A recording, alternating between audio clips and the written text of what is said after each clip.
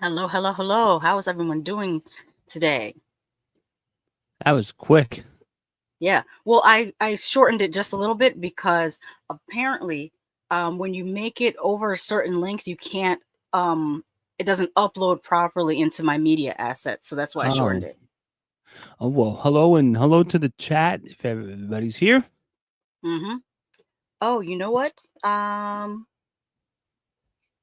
I got a couple announcements before we get started. Go for Let it. me bring this from the. I No, forgot that I I'm put not it. I getting forgot that I put married. it in my temporary file. In case you missed it, yesterday I did a 3+ hour stream, which is, that is not my norm, for Horror Week. We talked, oh my Yes. God, we went over so many. There were this summer in fall is so heavy with releases. That's why it took 3 hours to get through the stream. I also got into how Jordan Peele wanted to secure the rights to the screenplay for Weapons. And we talked about the movie The Other, not to be confused with the 1970, I think it's 72 or 73 movie, The Other. And we also did a featurette about Sinners that gave us a little bit of behind the scenes um, video from their special effects or practical effects, to be specific, that coincides with their 4K Blu-ray release. Let me say what's up to the chat. Should be out today. Marky's in the house with uh, Trash Picture Show. He says, "Yo guys, Ricky Z is here." She says, "Hey girl, how you doing?" I have Hello, one Ricky more. and Marty. Marty, my friend. Yes. And my second announcement is for the live stream tomorrow night. Oh, you guys are gonna love this. Um, we have a new episode of Voyage to the Bottom of the Barrel, where we will be talking about two Tubi movies. The first one being Dangerous Feelings, and the other one being The Grinch That Stole Bitches. These are not good movies, but that is the point of Voyage to the Bottom of the Barrel. We watch the worst of the worst with the goal of getting a perfect score of 0. We each take turns choosing movies. And this month was my pick, and I chose Dangerous Feelings, which went viral for a specific scene on TikTok, and The Grinch That Stole Bitches, because how can you not watch a movie with a title like that? I Fomiki can Latte is in the house. She says, "Hey y'all." I can vouch and say those movies were absolute shit. Yes, they They were were they were horrible. horrible. Hmm. I mean, But I at least got a few laughs out of Dangerous Feelings. The Grinch That Stole and Bitches, you listen, think it would be funny, but it wasn't as funny as they were trying to be. But they tried. no, it wasn't funny at all. The fact S- they didn't even have a Um, full Grinch costume still bothers me, though. How are you gonna make a Grinch movie and not have the whole costume? Dude was running around in his socks the whole movie. yeah, and it was nah, that movie was just horrible. Yes, it was terrible. All right, I let's thought it get was a into our. practical joke. You thought it was a joke? Like I But they thought made a it's whole just movie. It's not long. I think it's only like 57 minutes. I don't think it yeah. even made an hour. And I appreciate that. That was an hour I want back in my life. Hmm. All But right, let's get into our now, our first segment. If you guys were here for our previous shows, then you know that TonyMan had never seen Prom Night. So of nope, course, I have had not. to get him into Prom Night. For those of Uh you huh. that have not seen Prom Night, I'm gonna give you guys a little bit of a refresher. I am going to abuse the pause button because the copyright wardens say that's what I got to do to stay out of copyright jail. Mm. Dell on Movies is in the house. They say, "What's up? What's up, Dell? How you doing?" All right. All right, put a thumbs up in the chat if you've seen the original 1980 Prom Night. As we go over this is the original trailer which was probably released in 1979. So let's check it out. All of us. A night to be beautiful, to be desirable, A night we can break all the rules. See how black people was there? This movie's woke. Did you see the black people? I'm gonna roll it back. Because y'all want to pretend like seeing black people in movies is like such a big deal now. Oh, it's not. It's freezing on me. That's what you get. Trying to be funny. I wasn't trying to be funny. I'm being dead ass. I'm gonna roll it back. I'm gonna remove it and then re-add it. Put it back up. Technical difficulties. That's fine. Anyways, Down Movie sends out a chat thumbs up. So right now we're doing that. There we go.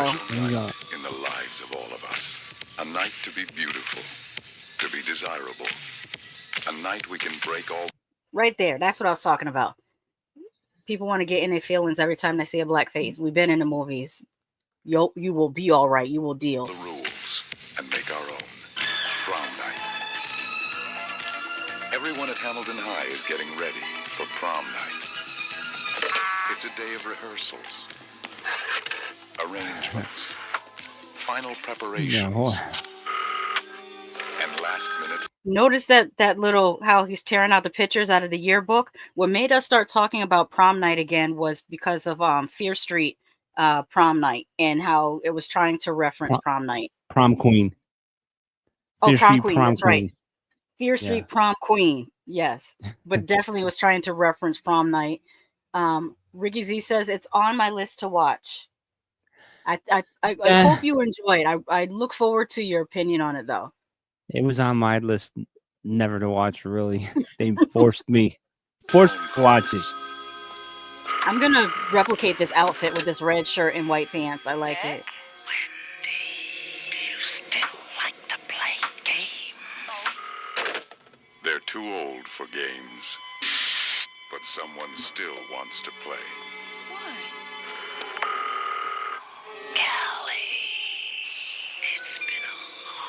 Now, Kelly, this actress reminded me of Heather Matarazzo, who was in Hostel 2. Her, well, or I should say Heather Matarazzo reminds me of her. Tonight, it's my turn. Everything will be all right. Tonight. I have this on my Spotify now. I don't care what you say. That song goes. There's another disco song that's really good too, and I have them both on my Spotify. I mean, I was tapping my feet. Delon Movie says seen it multiple times, never paid any attention to them. I was mesmerized by all the other folks dancing terribly. The dancing is not great. I will admit the dancing is not great, but I love that you laughed. You and your sister. I did laugh. And I also said, oh, now I understand why Dad dances the way he does. Because my father still dances like this. But, you know, that was his time period. Him and my mother, like, that was their time period.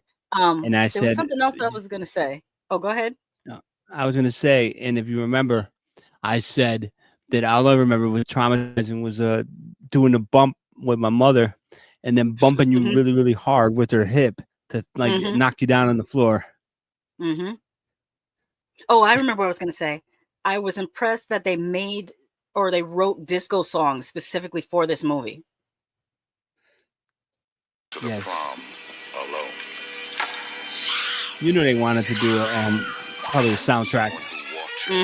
There is one. There's a prom night soundtrack. Like Saturday Night Fever. Someone who waits. Well, they were capitalizing off of how popular that was. If you're not back by midnight, you won't be coming home. I love that. That is, yeah. So bring back trailers that had a guy talking like that. Voiceover. Yes, bring back. I know the original voiceover guy has passed away, but there's other voiceover people that can take up the mantle of voiceover guy. We don't even have to have just one. We could have several voiceover people. Do that again. Yeah. I love trailers like that. And also the length wasn't too long and it didn't spoil the entire movie. Of course, Prom Night stars Jamie Lee Curtis, who at the time was really popular after Halloween. And part of the reason why she was cast in Halloween is because she is like the Nepo baby. Her mother being Janet Leigh and her father being Tony Curtis, which is so funny because she's like Janet Leigh from the neck down and Tony Curtis from the neck up. So who does she have a rhythm from? I've never seen her parents dance, so I couldn't say who. But what were your initial thoughts of watching Prom Night for the first time in the year 2025? It took me back. Took me back to a time when I used to wear those outfits when I was a kid. Oh, the I don't know. the velour shirt. Did Yeah, you have the velour shirt? yeah. I got a certain affinity now for like 70s movies that I didn't Mm-hmm. have before because it just brings like 70s and 80s movies bring back a sense of nostalgia to me, like the sunglasses and the clothes, and I didn't appreciate it when I was younger. I was like, Mm-hmm. but yeah, I liked the movie. It was good. I mean, the kills were kind of corny, but the dance scene was good. I was Mm-hmm. when they were doing the prom night song, I was tapping my feet. Mm-hmm. But I mean, it Oh, was a quintessential 70s 80s movie to me. yeah. It was definitely shot in the 70s and then released in 1980. You could definitely tell that from the clothes, the music, and everything. The Um, dance you floor. also you mentioned something about the storyline that you enjoyed. Was it the bully? Did I Well, say it during the movie? what you said during the movie was that you have a more of appreciation for the mystery story than for the actual kills.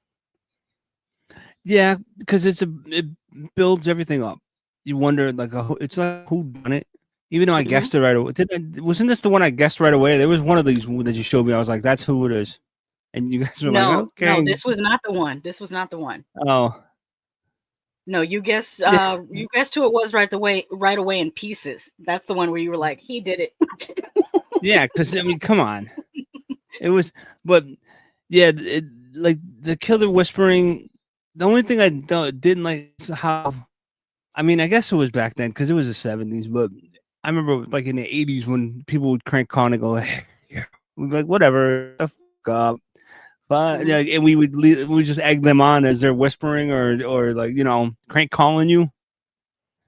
I You know what I remember mean? I remember I was at my friend Lena's house. This was in the 90s, and someone tried to crank call her, probably because they knew that we were having a slumber party, and they were breathing heavy on the phone. And she answers the phone, and they're breathing heavy, and she says, "Oh yeah, well, to you too," and then hangs up. It was like the funniest Yeah. response. I mean, we used to make crank phone calls too, but we would do weird stuff. Like we wouldn't just breathe in a phone. We'd ask Hmm. questions like, yeah, how, yeah, well, we would call grocery stores and ask them if they had pig's feet, and they would like to speak to the manager, say, "Hey, yes, my name is John. Blah, blah, blah.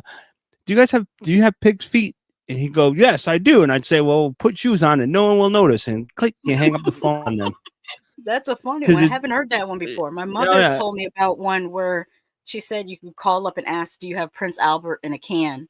And if they say yeah. yes, you say, "Well, then let him out." I never did that, but apparently my mother did crank calls when she was younger for her to know that. Of course, the classic your refrigerator running, you better catch it, blah blah blah. Hmm. But my favorite one was as recently as when Blockbuster was around. I was working at the Blockbuster, Hmm. and these two kids called up, and I was talking to them, and I was like, "Blockbuster Video, how may I help you?" They're like, "Yeah, do you guys bust blocks?" And you can hear them chuckling. And then somebody had asked me, and then what the next one, because they obviously were on like a dual line, I guess.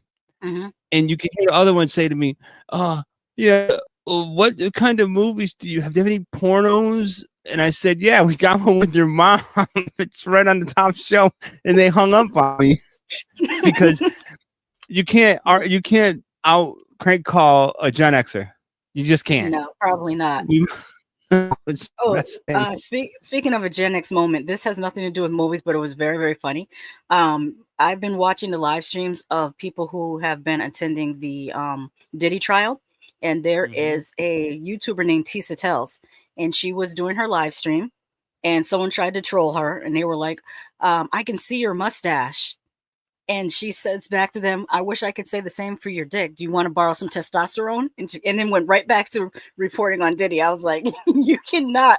You can't shake a Gen Xer. I don't know what's wrong with us. It would have been better if she said tweezers, but yeah. Yeah. But let me pop over to the comments right quick. Delon Movie says, never heard Jamie Lee Curtis described that way, but now I'll never unsee it. A brother of a certain age says, I just remember the killer whispering, now, now, now. Yep. Delon Movie says, it's okay, but still way better than the remake. Oh, we're going to get into the remake in a minute. A brother of a certain age says, breathing heavy was a must back in the day. Tom Baker says, mustache. Speaking of phone calls, do you happen to remember the party line? And I guess I should describe what the party line was for anyone who's, I would say, maybe under the age of 35, maybe even 38. I don't know whether people under 38 would know what a party line is. There used to be like these phone lines that people could call in and just talk to random strangers. It was like chat roulette before chat roulette, but it was over the phone. And of course, people used to lie about who they were, how old they were, or prank people, or get into arguments. I remember one time my stepsister got into an argument with someone over the chat line, and she called up and she said, I have a message for you. And then she just flushed the toilet. So the person would just hear the toilet flushing. Do you have any interesting chat line stories from the 90s? Not from the 90s, but I would say from, no, basically I was I was nationality-wise, I was never what I was. I was always something opposite. And what we used to do was me and my friends would talk to the girls and we'd say, everything would be vibe. Everybody would be chill. And yeah. You guys want to meet up? Yeah, we want to meet up. The girls would say they want to meet up. So what we would do is say, okay, we're driving a red Pontiac, right? But we wouldn't be in a red Pontiac. We'd be like in a silverish, like a silver Monte Carlo or something like a different car, a totally different car in a different color. That way, why would you do that? Because if we pulled up and they looked ugly, we'd speed off because they would never know the car. Oh, I had never thought of that before. Yeah, we used to do that. And the only other not really a crank call, but in 2010, maybe 2000, about 9, like 15 years ago, there were like these video chat things like that. You could see someone on the screen and you could chat with them back and forth, like or you could like watch a certain like people would just be on the outline like, yeah, I'm here, yeah, and the Mac computer would be on it, so they're reading. Basically, it's like a YouTube, before YouTube was YouTube. Anyways, what I used to do was it'd be like 1, 2 in the morning, and the person would there's no lights on. The only light in their bedroom or in their living room is just the computer light. So then I would write, and I'd like get them having a conversation with me, and then I'd say, "Hey, are you by yourself in the house?" And they would say yes. And I'd say, "Really?" Then I said, "Why is your closet door opening slowly?" And I swear to God, they would always turn around and look at the closet door and then block me straight off the rip. Like I never, but that's all I was trying to do was get kicked off. I think my record that would make for a great scene in a horror movie. And then the second time it happens, have someone actually in the closet. Yeah, but I think my record was 10 times I got blocked one night. But all right, you were trolling. Delon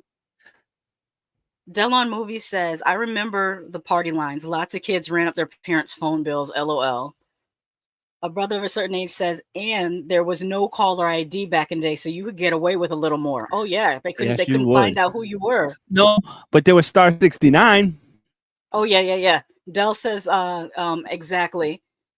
Double Feature Podcast in the house. They say, hey guys. Hey, I Hey, hope you double guys are doing feature. well. Foamy Kilactor says, I was on the chat lines, had no business being on them. Tom Baker says, here in Belgium, you had Minitel phone line, like the first internet in 1989. A famous politician got tricked for a rendezvous. And oh, geez, that went dark. Was not expecting that. That veers. Jeez. What? But also at the same time, Hey, you're a politician. Why are you on a chat line? Like, shouldn't you be like, but doing politician stuff? Of course, everything we have a like politician even that got caught. Remember the one that was tapping his foot underneath the door in the men's bathroom for rendezvous? And I think he had a whole wife and everything.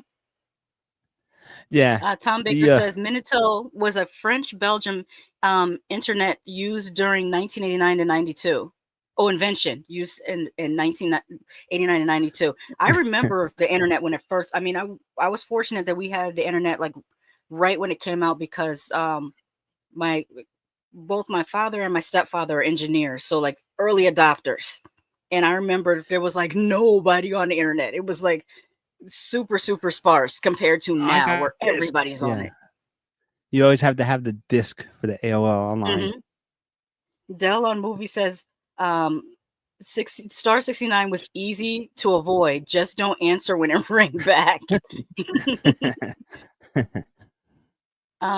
Marty says my cousin racked up like 20 pound, which would be $23 today, or 23 pounds today, which was a lot back in 92, calling Santa when he was like 9. Yeah. Do you remember, speaking of the call lines in the 90s? I'm sorry for this detour. We'll get back to prom night, but I just have to say this. I don't have to say this. I want to say this. There used to be the call me now girls, are you lonely? Yes. Call me now. Now, what was so Yeah. funny is that I want to say it was 89. It might have been even 1990, or it could have been earlier. Freddy Krueger had one of those lines where it's like, you I want to remember talk to that. Freddy?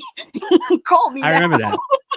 Yeah. Back in the 90s, the 900 numbers were like, they had wrestling ones. They had a whole bunch, they had a slew of them. But every time you say chat line, bring it up now. Every time you say chat line, it reminds me of that one song. What 5 in the song? morning. Oh, yeah. Every time you That say was, it, you know which song I'm talking about, right? that was Pretty Ricky.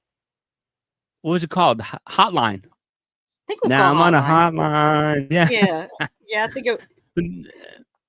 Okay, let me. Every time you say chat line, I think of it. Let's to wrap things back around to prom night. After I think the most iconic probably prank calls were probably in Black Christmas, and then prom night several years after Black Christmas. I think in between Black Christmas and prom night might have been, or could have been before Black Christmas. I thought the most iconic call was when I was going to say when a stranger calls, but I'm trying to remember what Yeah. year when a stranger calls came out, and I cannot remember. You remember the silent one? When a stranger calls your house or something like that. It was in Yeah, it Blockbuster. probably was. Yeah, the twins said that the song was called Hotline. Yeah, okay. Marty says, wasn't there? Yes, a Freddie call line.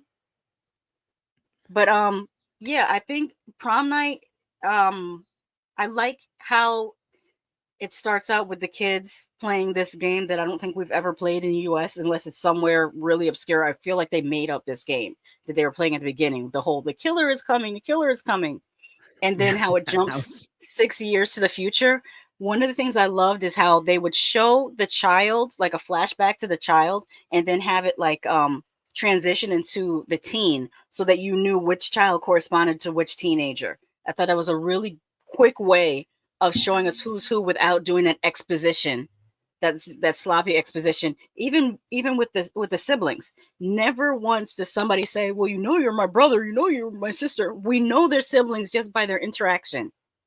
And that's one of the things I hate about some new movies. They always put that line, well, you're my brother, or what are you doing, sis? Like, it's really lazy. Just have the characters interact, and then we will be able to tell that they're siblings. I think they did that with if I can recall correctly, maybe I'm mistaken, but I don't remember in Jeepers Creepers Derry ever calling his sister sis, or we just knew they were siblings by the way they interacted with each other. I don't remember them like literally saying, you're my brother, you're my sister. Like, Hey, I just think before we that's.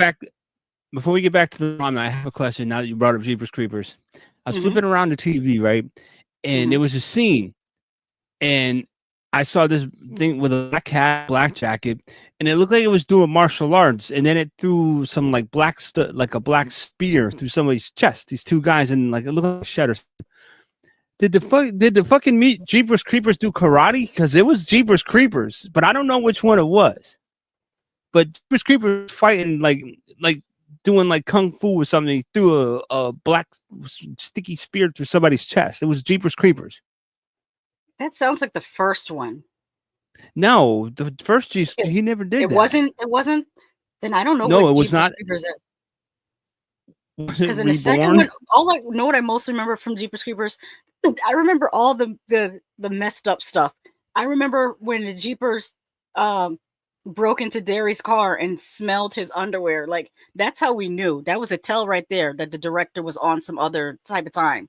Um and then I remember in Jeepers Creepers 2 when he kept on pointing at the boys on the bus and then swiping left or right with his hand and then licking the bus the window of the bus. These are the things I Yeah, remember from Jeepers Creepers. Okay. I remember calling. The fact the Yeah, director, the writer director was an actual creeper. but it's That's funny what's because wild. the way he licked the bus window made me laugh because that's what we used to call Mhm. people back in the day. Hey, you window licker. Oh wow.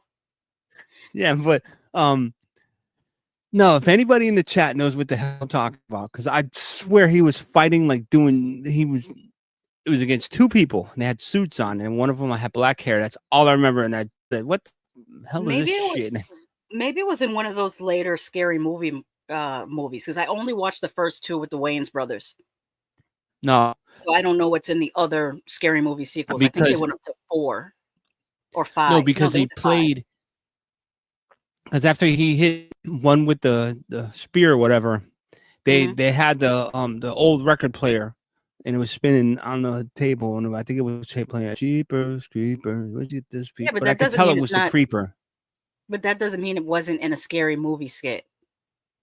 Like you remember I guess. remember Scary Movie 1 or 2? Like they had Of course.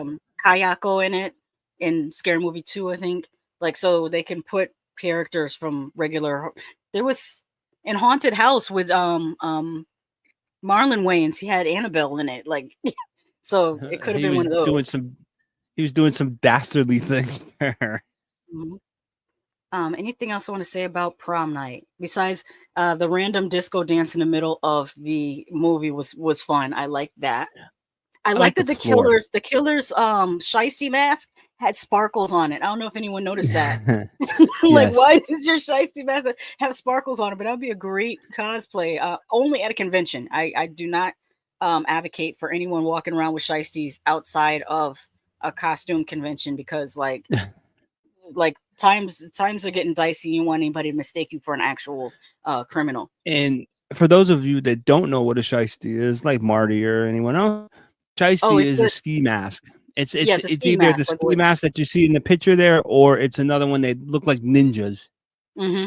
and they wear them out to this day, Yeah, like outside, yeah. A lot of young and it's people are wearing 85. them.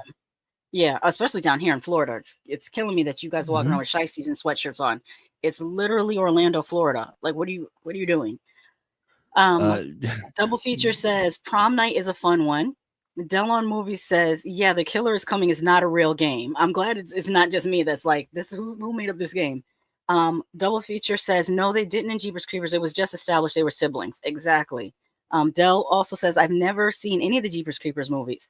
They're actually the first two are actually really good movies, but there are hints of the director's proclivities in them. Kind of like when you watch old Nickelodeon shows and there's a lot of naked feet, and then you realize that the one of the producers was really into feet, or like a Tarantino movie with the feet, like except feet is well, no, because he liked kids' feet, so he was also a creeper. If they were adults, and I'd be like, nothing wrong with you, having a foot fetish. But if you have a fetish for anything to do with kids, that's when it's no longer a yeah, fetish, and you are now a criminal. yeah, Okay. you were about to disappoint me with that one. Yeah. I had to make sure I made my words clear. Okay, No, you so you don't have a problem with a foot fetish. I was gonna say, I mean, you said you. I thought you had a problem with a foot fetish. I was no, gonna say, no. If oh I, man, hey, what's the term where they say you don't want to harsh anyone's yum or something like that? Yeah, I'm on I that. was But referring to me, if Sasha. it's two It was a consenting joke. adults, oh, okay. I'm just saying It anything was to do a with joke adults. about If y'all me. are both on the same page, Woo. do what you do. It was a Um, joke about me wanting a foot fetish, but never mind. Keep going. Double Feature says yes, the first two films are great, but let's wrap up the original Prom Night from 1980, which, like I said, iconic. Yes. If you look closely, one of the pictures I put on here, I really love just the layout of it. It is a decapitated head with the kind of disco light behind it, and I just thought that's beautiful. I mean, That was a scene. No, that was in yes, the other one. I'm sorry. That was in Prom Queen. yes, they did do Was that. it? They did. No, in Prom Queen, they tried to recreate this, but they just didn't. Everything about Prom Queen was half-assed. I'm sorry. The dresses were Yeah. half-assed. Like, you could literally go back and look at what people had on in 1988 and replicate that. Why did you not do that? The You could just watch storyline was any movie. half-assed. Like, Prom Queen was just, let's get it. That's what you call a cash grab. Yeah. It's like, A oh, the note to first three Fear Streets did. Oh, that's what it is. Dell what? told me that the term is "don't yuck my yum" is a saying, and Ricky Z also said the same thing. Yuck anyone's yum. Yeah, that's the saying I was looking for. But as mentioned, there is a unfortunate remake of Prom Night, and it's well. Let's take a look at the trailer, and we'll see if you get what I got from it. All right. Oh, already sucks. PG Like, 13. oh yeah, Don't even. 13. Oh God. What color is your dress? Was it? Wait, whoa, was it? Did it say Color, Port then High it's a School? little sexy. Well, it's Prom Night, so it's supposed to be high school. What was No, that but did it song? say Bridgeport High School? Oh, I didn't notice it. You said Bridgeport High School? Yeah. Let's move it back and see. No, it said Let's see. Bridgeport High Yeah, it School. says Bridgeport Yeah. High School. Oh, Could be yeah, Bridge. that's what I Well, here's thought. the thing about it. Here's the thing about the United States. When I looked up Crystal Lake, for example, there's like 100 Crystal Lakes. There's several Springfields. So even though we have a Bridgeport in Connecticut, and I would like to think this is Bridgeport, Connecticut, it could be several other Bridgeports in America. Yeah, you're right. Mm-hmm. What color is your dress? It's a champagne color, then it's a little sexy. You look beautiful. Compare this to how the proms are now. Like, the proms now are like the Met Gala. Like, y'all, I keep looking at these proms like, y'all parents really, you know how hard it was to get $100 out of my dad to try to get a dress? In y'all proms, y'all are showing up in Rolls Royces, and you have like the whole front yard decorated. You got a red carpet, you got a balloon display, you got all the like credit card debt. No, you know how? No.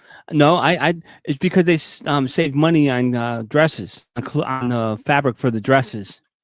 Oh well, sometimes, but of recent years, I would say like this last 2 or 3 years, a lot of the Gen Z girls have been not overly underdressed, I would say.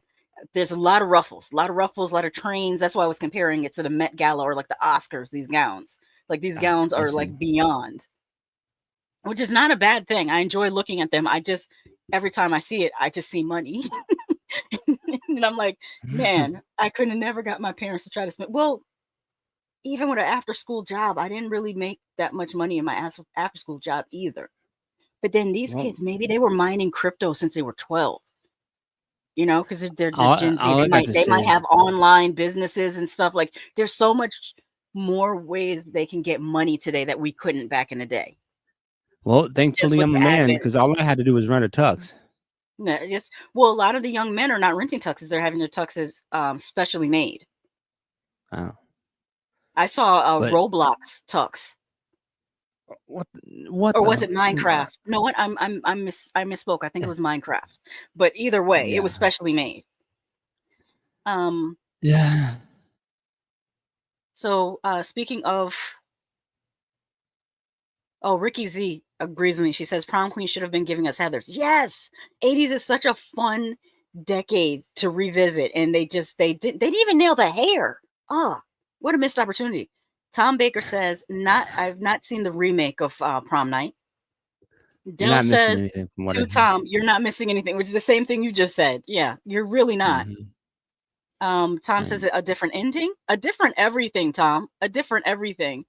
Tom says, otherwise, what's the point? Agreed. Ricky Z says, we really did like remaking Cyndi Lauper in the late 90s. Yes, we did. She had some bangers, though. Double Fuchsia says, thank God I had prom when I did. I couldn't compete with these girls. Me either. My aunt made my prom dress for me. I designed it. I drew the picture and I showed her the picture what I wanted, and we went to the fabric store and got a pattern, and we altered the pattern, and she made the dress for me out of silk satin. Prom today is out of control, Dell says. Tom Baker says prom night is unknown over here. It's 100% American. Oh yes. It's very much very much an American thing. Same thing with pep rallies, cheerleaders, marching bands. Very, very American. Hey, Ricky. Ricky says I kept my dress simple. Same here. The only thing was I had designed my dress with the slit on the leg higher, and my auntie was like, no, I'm not making the slit that high. Yeah. But that's all I had in high school was legs. I had That's no all you have hips. now. Well, You shut your mouth. yeah, Let's finish this I trailer mean, for Prom Night 2008. But this period of 2008, we got a lot of really bad remakes. We got a bad remake for April Fools. There was this one. There was that Texas Chainsaw Massacre 3D, I think was around this time period. I feel like I'm missing another one. But it was like that time period where we were getting these PG-13 remakes of R-rated movies, and they just don't really work.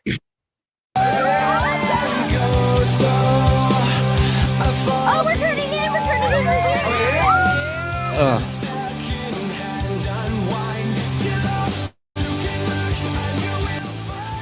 what year was this movie? 2008. Yeah, didn't we get like the I remake from Jessica Yes. Alba? And Yes, we like, did. Those, Yeah. and it was a bunch of Yeah, it was like from 2005 to 2010. There was a lot of bad remakes. This is week 312. Oh my gosh, you guys! This is it. This is all ending. It's time of our lives. Sure gonna miss you guys. Cheers. I'm bored. Yeah, for real. I mean, this is the movie basically. Okay, everyone, Bridgeport High's prom king and prom queen are...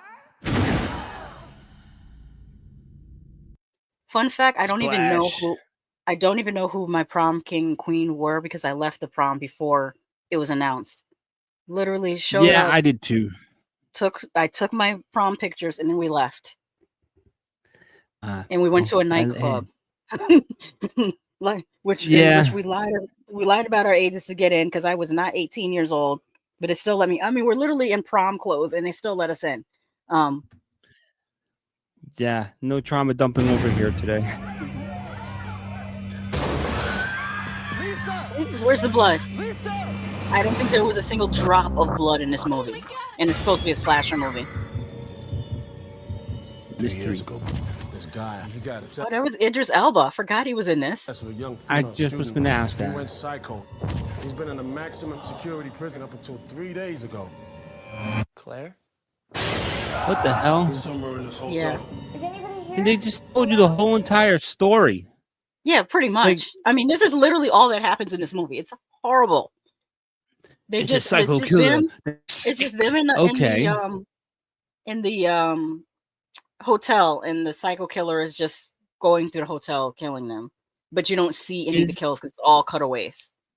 Isn't it? Was the original one? It was like the brothers, not the brother, but You're not supposed to. Don't spoil it. Someone might have not have No. seen it, and you just. Well, I did write spoilers for It's- Prom Night Yeah, 1980. what I'm So, saying. That's why I yeah. said it. I mean, Yeah, but but was in the it? original, you don't know who did it, and there's a great. I think Prom Night probably is one of the best red herrings.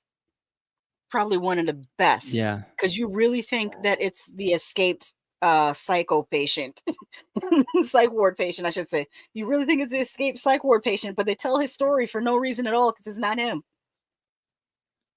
Yeah. Okay, so finish this nightmare, please. Please finish this nightmare. Oh, I've missed you.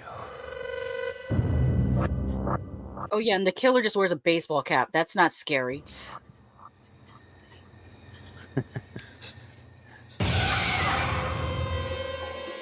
What's going on? He's locked all the exits. I can't find Lisa. Please don't do this. Please.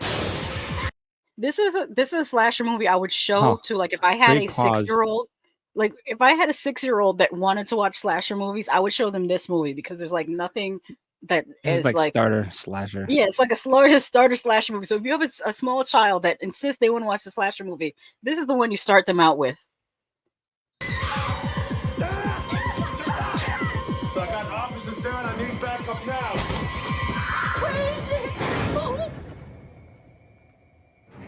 Yeah, those are loafers. The horror. Wait, the killer wears loafers. And a baseball cap. Yep. This is okay. Yeah, absolutely terrible.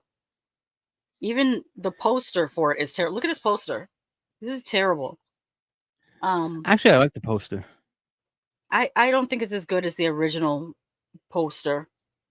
I think it'd actually be better if it wasn't in that like blue and white kind of gradient. Or I should say like muted. I think if it was in full color, it would pop more. But yeah, you don't have to watch Prom Night because it's a waste of everyone's time. Yeah, and another shitty remake that came out in 2016 was that Inside remake. Oh God, this is actually better than Inside remake. Are you serious? Yes, Double Feature says I didn't mind the remake. The Inside remake was also, I think they still had it as R, but it felt PG-13. No, that the feature was talking about Prom Night remake. Yeah, they're saying they didn't mind the Prom Night remake. Yeah. Dell says no, there was almost zero blood. It was PG-13, but closer to just PG. Yes, I agree. Tom Baker says Idris Elba is a top actor. He is, and he does a great American accent. Because honestly, I did not know. Stansfield. No, not Marlo Stansfield. I didn't know he was British until like, I don't know, maybe 2018. I think is when I finally figured out he was British because he had played so many American roles and did an American accent. I just assumed he was American. Dell says Idris Elba, great, but the movie still sucks. And he also says, to be honest, the trailer is better than the movie. Mm-hmm. Ricky Z says that the poster reminds me of 50 Shades. Yep. Nick Push's, is it pronounced Push's? Nick Push's horror channel is here. He says, hey, everyone. Hey, Nick, how are you? Dell says, didn't see the Inside remake. I refuse. There's no reason to see it. Totally changed the story. And it doesn't have the same ending as the French film. That's what I'll say about that. Now I do have, which if you guys were here a couple weeks ago, I did show this trailer, so this is going to be a little bit of a repeat. But since there's a bunch of people in here that weren't here on that show, it won't be a repeat for you. This is the next film. The trailer I'm going to show you is a better Prom Night remake. That is not. They never say it's a Prom Night remake, but to me, it's a Prom Night remake. Yeah. This is on Netflix, by the way. It's called Thriller, which I feel like the title is not great because whenever you try to look it up, obviously Michael Jackson Thriller comes up or the genre of Thriller comes up instead of the movie. So I think they should have given it a different name.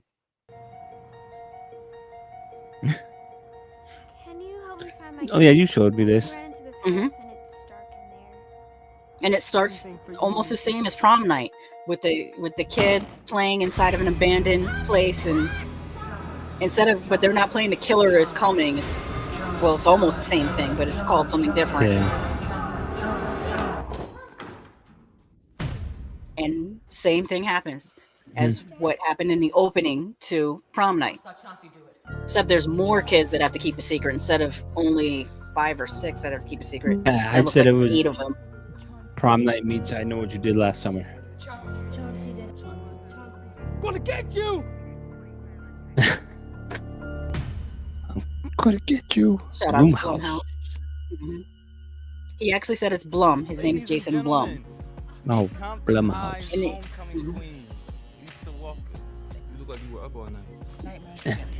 And I like this young actress. She was so cute. Never think about that. What? Yeah. He's back. This is on Netflix? Yeah, that's on Netflix. I was thinking Tubi. Why? Because they're black? No, I'm just kidding. No, because it looks like shit.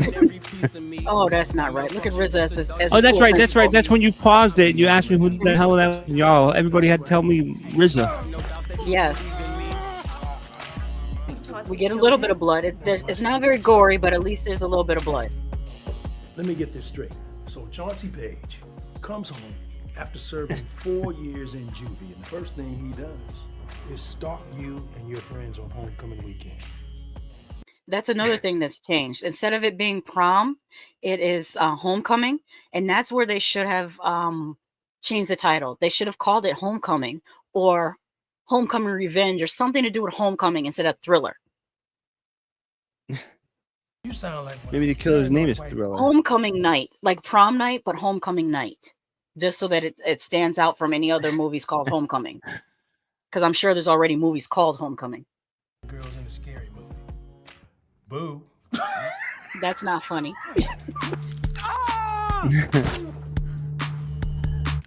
Now let's go get gangster. Damn. Oh God. Let's go get this mofo.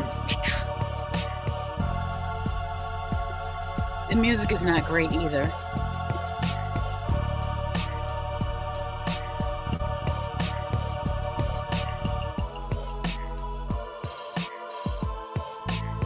Yeah, Thrillers, that's not a great title.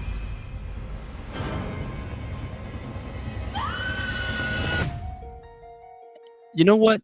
I changed my mind. What? I changed my mind about something.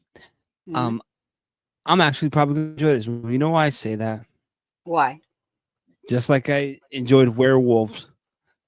Because I told you I like the stupid action line, like when the werewolves, when he said, "Hey, she bitch, fetch this," or whatever the hell he said, and I just yelled out, "Yeah!" Because she said, "Let's get this, kill it," and she like cocked the gun. Come on, really? I love Who that. says that in real life? It was a little 22.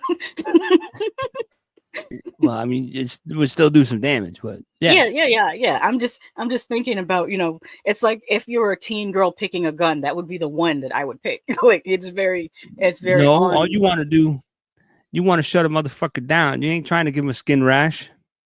Oh, I love that movie. I watched it like 27 times. That is Death Proof. I love to quote Death Proof. Hey Warren, you know this guy? Yeah, that's Stuntman Mike. And what's he do? He's a stuntman. This dude gets paid to write this stuff. This dude gets paid to write this stuff. Okay, let's jump over to the comments. Yes.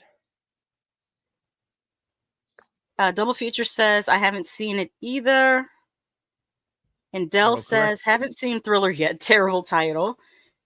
Dell also says, you can't have that many black folks in your movie and not know better than naming after Michael Jackson's crowning achievement. Yes, thank you. Thank you. And Dell Features is laughing. Now, do you know that Prom Night has a sequel? I'm very aware of it. You guys told me not to watch it. Who told you not to Dude, watch so- it? I thought your love. sister I did. love.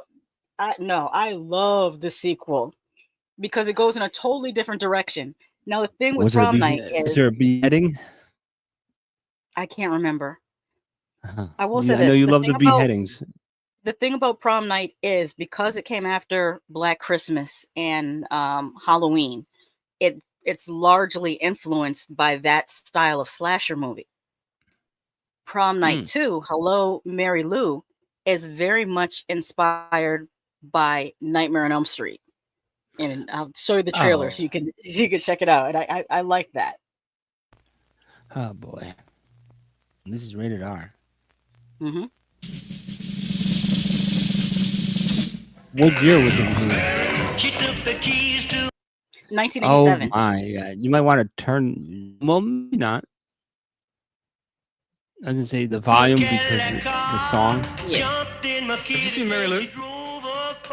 She went behind the stage. Hello, Mary with Lou. Cooper. Prom Night 2. All right, let's hear it for Mary Lou Maloney, the 1957 Hamilton High Prom Queen. Never mind Oh the my stupid God. K-bone head, just give me the crown. This year, She looks 32 years old. I'm sorry. someone special is coming back to Hamilton High for prom night. Mary Lou Maloney. She's been dead for 30 years. Now she's going to use wow. Vicky's body to get her crown back. Morning, Prom. Oh my god! Nominated, not the winner. Not yet. You love this? Maloney has come back. Listen, I was a kid. I have not watched this as an adult. I would like to revisit it as an adult, but as a Ooh. child, I loved Prom Night 2, Hello, Mary Lou. I don't care what anyone says. I loved this movie as a kid. Keep watching the trailer. See, that's very Nightmare on Elm Street, is it not? Was that not very Yes. Nightmare on Elm Street? And you know Freddy Krueger's my favorite slasher. And Poltergeist. Wrong. You came with me. She will enter your body This is and possess you See you later. Is that Michael Ironside? on revenge. Yes, that was Michael Ironside. You see this part Yeah. where she gets sucked into the chalkboard? This I gotta roll it back because I love this. I love it. I don't care what you say. I don't care. When she gets sucked into the chalkboard. Oh, it's frozen again. Come on. Thank God. The Thank internet God. won't let me be great. The internet will not allow me to be great. It will. Give it time. Let me remove Let's it. all and then watch. add it back to the stage. Let's all see her get sucked back into the blackboard. Yes. Remember blackboards as a kid? You ever have to bang Mhm. out the erasers because you got in trouble? Yeah. No, I don't think I remember banging out erasers. I remember writing on the board like Bart Simpson. Yeah. I know. I used to have to bang the erasers like and hit the side of the building would be covered in yellow chalk. But Oh wow. and then I think one school I went to, my elementary school, they had vacuums like on Mr. the the outside, I guess, for K-bone the maintenance people. And what Mhm. I would do was I would take the eraser and just put it on the vacuum hose, like lift the lid up and suck off the chalk dust and come back inside, and then I could go home. Mm-hmm. I had the the irrational Gen X urge to say pause when you said you had to suck off the eraser. And I sucked it really well. Okay, The let suction me was show kind of this- hard though. Let me show this this scene with the This year, chalkboard. someone special is coming back to Hamilton High for prom night. Mary Lou Maloney. She's been dead for 30 years. Now she's going to use Vicky's body to get her crown back. Morning, Prom Queen. Well, you know that you never mind. I can't. I was gonna say I've got the body, but you have no brain. Well, no, it's you've got the body, I've got the brain. Shasha. That's from Nightmare on Elm Street too. It was another joke. Drax. Oh, okay. It was a joke. Okay, I will be Drax. I missed It's- the context. Sorry. Yes, you don't get it because never mind. Has come back. Chat will know what I'm talking about. Wrong. You came with me. She will enter your body and possess you See you later, alligator. on revenge. Maybe that's not cool with him. It's not. know the prom Oh, queen God. hopeful bites the big one. Cracking Oh. up. I don't know what's happening to me. Oh my God. This is not. You know something about this, don't you? Oh my God, this is ridiculous. This is worth a daytime watch where I just laugh because this is just going to be a funny movie from how stupid it is. That's what makes it great. The more ridiculous it is, that's what makes it great. Oh no, then yeah, Michael Ironside, my man. See you later, alligator. She took the keys to my Cadillac car. They're playing our song. Trying to be like Jack Nicholson. Oh, the ending of Nightmare on Elm Street with the Hello, screaming Mary in the Lou. car. Prom Night Yeah. 2. Hey, you know why they say "see you later, alligator"? No, why? No, you know what the difference between a crocodile and an alligator is? Besides the nose? Their snout shape. No, one you'll see later. The other one you won't see for a while. Thank you. I'm here all week. Okay. So, like I was saying, Hello, Mary Lou, Prom Night 2 is a classic. From my childhood brain says that I have not rewatched as an adult. I will rewatch it as an adult and see if I still have that same feeling, but that's how I feel right now. And I will rewatch it with you and just bemoan it the whole time. Tom Baker says silly movie poster. Talk about Thriller. Dell says Prom Night 2 was fun but bad. Yeah, I'm not going to say it's a good movie. It's not good, but it's fun. I agree. That Thriller poster is what Tom is talking about, the bad poster. Yeah. Parts of it I like and parts of it I don't. I like the young lady that's the main actress being in the forefront. I don't like how they have the killer in just his hoodie because that's not really foreboding or creepy. Yeah. Mickey Lachi says he should have let her have that damn crown. Tom Baker is laughing. Dell says, I definitely had to write something on the board 100 times. Mickey Latte says, and her crowning, she would have went away, maybe. One other point about the Prom Night franchise. It's not just these two movies. There are actually 4 movies in the Prom Night series, excluding the remake. So there's Prom Night, then there's Hello, Mary Lou, Prom Night 2, then there's Prom Night 3, The Last Kiss, and then Prom Night 4, Deliver Us from Evil. I have not seen Prom Night 3 Bad or 4. Ben. No, Bad Ben has way more sequels than this. Yeah, I know, but the names. And by the way, back to Idris Elba really quickly. I remember him from The Wire as Stringer Bell. That's yes. Stringer Bell was a man. Let's take a really short break, and then we're going to jump into some other slashers from the 80s that are not Prom Night and are not sequels. All right, we'll be back, y'all. Well, maybe not right now, but in a second.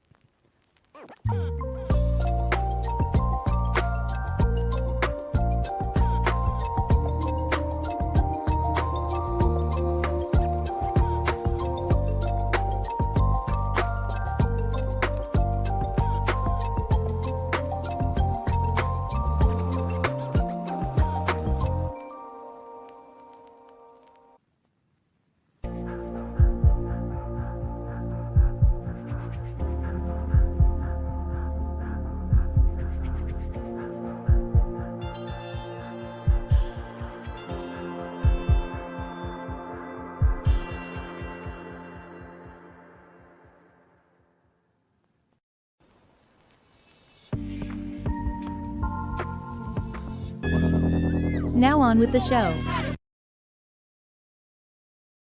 And before we go on, hello everyone, welcome back. Before we go on, yeah, I was just looking at the chat, like when you were reading them, and when Del on Movie said it definitely had to write something on the board 100 times, like you did. You guys didn't have that that it was like a wooden piece with like 5 wires on it that you would stick the chalk on. Oh, and you you could can make write musical multiple notes. times. Yeah, you Yeah. can make musical notes. When the teacher stepped out, what do you think I did? That wasn't in a regular. You use that to write multiple times, but that wasn't in a regular classroom. That was in a music classroom. I never got in trouble in music class or art class. Well, I did, but yeah. And or all you do is draw the one line all the way down and put little lines through it, and that's your eye. Mm-hmm. And then the will. But if you write in cursive, it was faster. Oh yeah. Okay, so for everyone that is with us in the chat, are you guys familiar with this beautiful movie called The Burning? If not, Beautiful. Yes, beautiful. Let's get familiar with The Burning. This summer, if you're planning to go camping, don't. If you're looking forward to midnight swims, don't. Sneak on back to the campsite. That was the funniest scene, by the way. This scene here, where he spent half the summer trying to talk this girl into sleeping with him, and it lasted 2.5 seconds.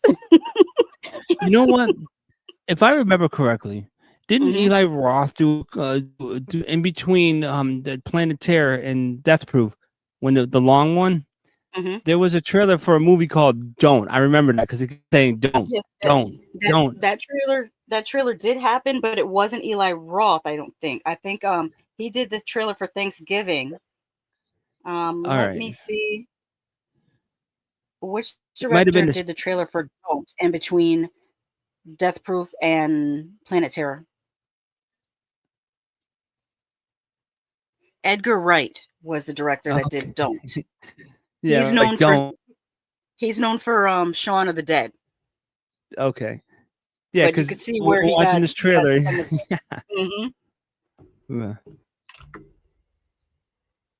Matches. Build us a hot fire. Don't be long. And if you're thinking about being with someone where no one can see you, don't. Because this summer, A Legend of Terror isn't just a campfire story anymore. They say he smashed his way through the bunk room door, just a mass of flames. Yeah. I will return. Those shears are like iconic. The way they keep showing them over and over again. Yeah. They wanted something like a Freddy, Jason. But in the first like 3 or 4, I guess not until later on did everybody say, "Oh, Jason's machete," because I don't think he was killing people with everything back in like 2, 3. Yeah, he used a bunch of different implements in the first 2 movies. The second and third movie, because he didn't kill anyone in the first. In the fourth. Yeah. In the fourth as well, because and you're gonna say he used the corkscrew because I did, but he didn't use the corkscrew. He stuck his hand with the corkscrew and he hit him in the face with a meat cleaver. I remember that. Yes. And then there was one where he used what was it? Was it a crossbow? I just remember the eyeball. I think it was in 3D. It was a fish spear. It was like a fishing spear. Fishing spear, something like that. I just remember.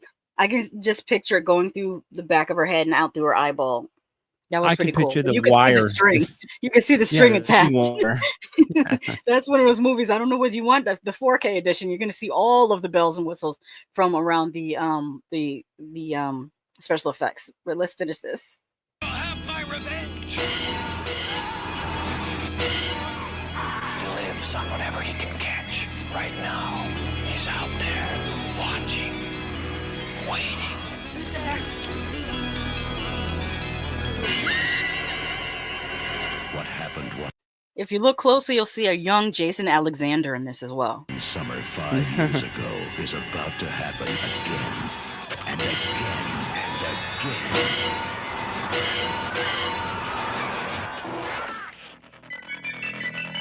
again. That Great burning. soundtrack.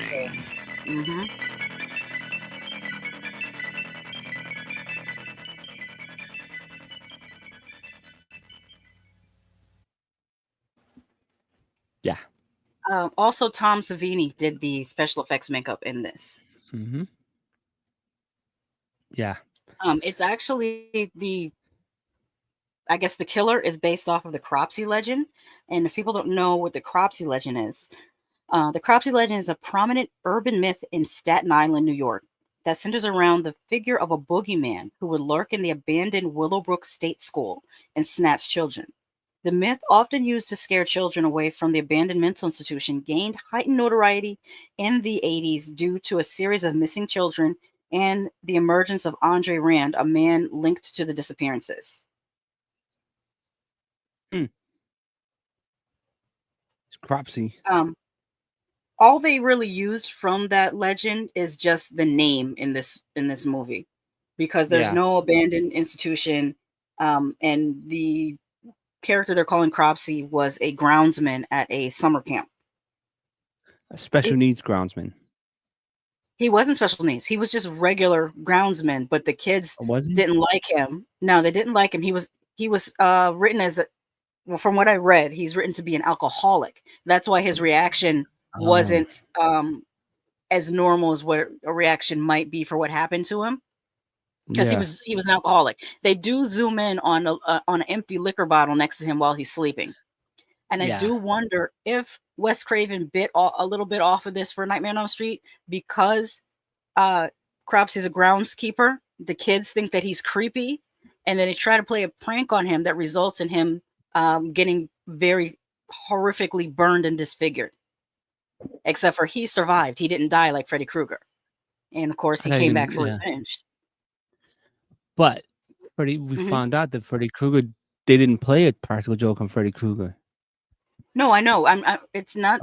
The point that I'm saying is that Freddy Krueger was also a groundskeeper, or a maintenance guy. A maintenance guy. And the parents burned him, but my whole point is a burned killer that happens to be a maintenance guy who comes back for revenge. Now, where Nightmare on Elm Street differs from this is that Wes Craven was also inspired by a story of these Asian students that were complaining that they felt like if they fell asleep they would die, and when they actually did finally fall asleep, they did die. And then the third thing was a guy that he used to see underneath his bedroom window. I'm assuming he lived in an apartment, maybe on a second or third floor. It was a guy with a fedora on that really creeped him out.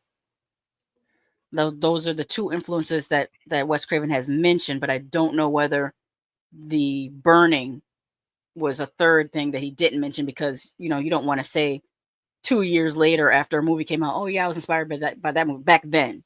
Now, I don't think anyone would bat an eye, but I think in the 80s it would be a little bit different.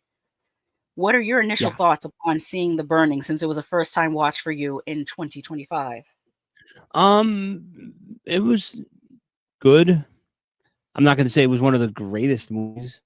I probably wouldn't rewatch it, but I did like the kills. Thought the kills were pretty good, especially the one in the top corner with the fish, and then the one in the bottom middle with the shears through the neck, right? Yeah, shears through the neck, but. The one corner, who was that? I forget. That wasn't Cropsey, right? Yes, that was Cropsey at the end of the movie. Oh, okay. Did you fall asleep? Did you fall asleep? No, I did not fall asleep. Just don't remember it. How do you not remember it? Look at him. He looks like I don't know how you don't remember that. That's pretty memorable. I told you before, when I watch movies, I just get on it like a roller coaster and just try to enjoy the ride. I don't remember anything that happened on a roller coaster. I just know I went on it. Okay. It was a good movie though. I enjoyed it. It was it was typical 80s. Yeah, very typical 80s. Almost like a prototype, I would say. It's like a prototype for certain movies. Well, obviously, I did like the blonde hair dude though. Oh yeah, he was a jerk. Yeah, the bully jerk. He was, guy. but he was cool. He was funny. What's interesting is Jason Alexander, who I think most people know as playing I forget his character's name on Seinfeld. George Costanza. Yes. Very interesting. I looked up his age because I'm like, he looks way too old to play a camper. He actually was 17 years old. And then the first season of Seinfeld, he was 27. Can you imagine looking like George Costanza at 27? That's wild. I don't think 27-year-olds look like that anymore. No, but like I told you before, when we had that, when we all talked on the movie, and you said that, I said my high school year, senior year, 91, we had a dude that had the same hair as what's his face, George Costanza. Wow, And in he high was a school? senior in yeah, he was already balding, and he would try to make fun of me. And I told him, that's when I said in class one day, in homeroom actually, it was very quiet and everybody was just sitting there. And I said, "Hey, Subby, I got a joke that will make you laugh so hard your hair will fall out." And then I said, "Oh, you must have already heard it."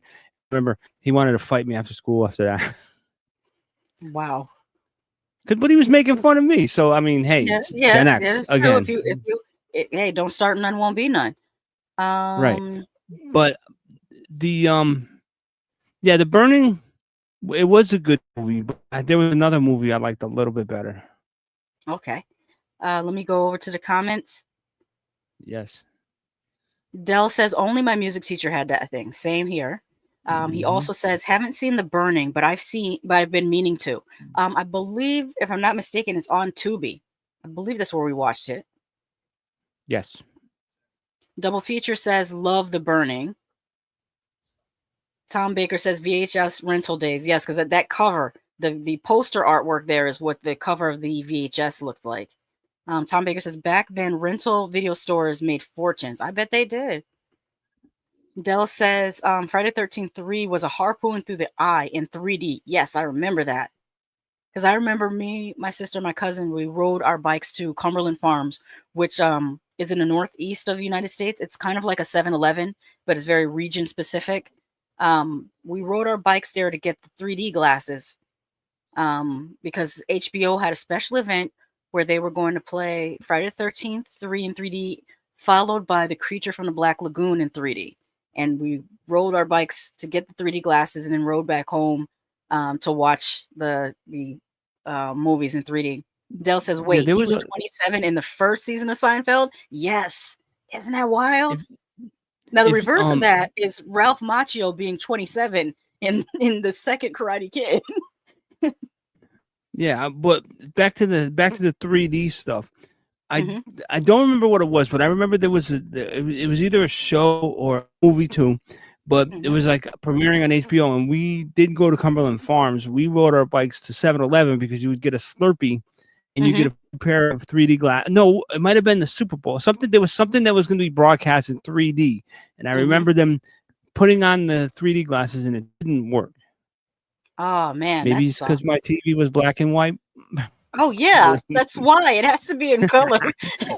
Well, I had a black and white TV until I was 21.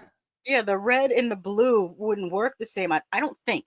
Maybe I'm wrong. I could be mistaken. Maybe I'm wrong, but I have not seen a 3D movie in black and white. It's possible because I feel like possibly the House on Haunted Hill might have had 3D elements. I'm not. No, not the House on Haunted Hill. I misspoke. 13 Ghosts. I feel like 13 Ghosts. Yeah. William Castle did an advertisement telling people to put on their special glasses, but that could have just been like, you know how William Castle was. He did a lot of stunts and shows, basically. With the Tingler. Yes. Well, Drissa was saying that William Castle would have loved 4DX theater. Yeah, he definitely would have. So let's get into our next film that I had you watch because you had not seen it. Well, actually, this was I watched this years ago, but I forgot the title of it. So yeah, this was a first time watch just for you.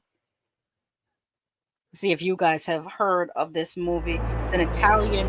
No, I'm mistaken. I almost misspoke. It's not Italian. It is German. It's a co-production between Germany and Spain. Speaking of which, who remembers Night Flight? Apparently, they have an app now called Night Flight Plus.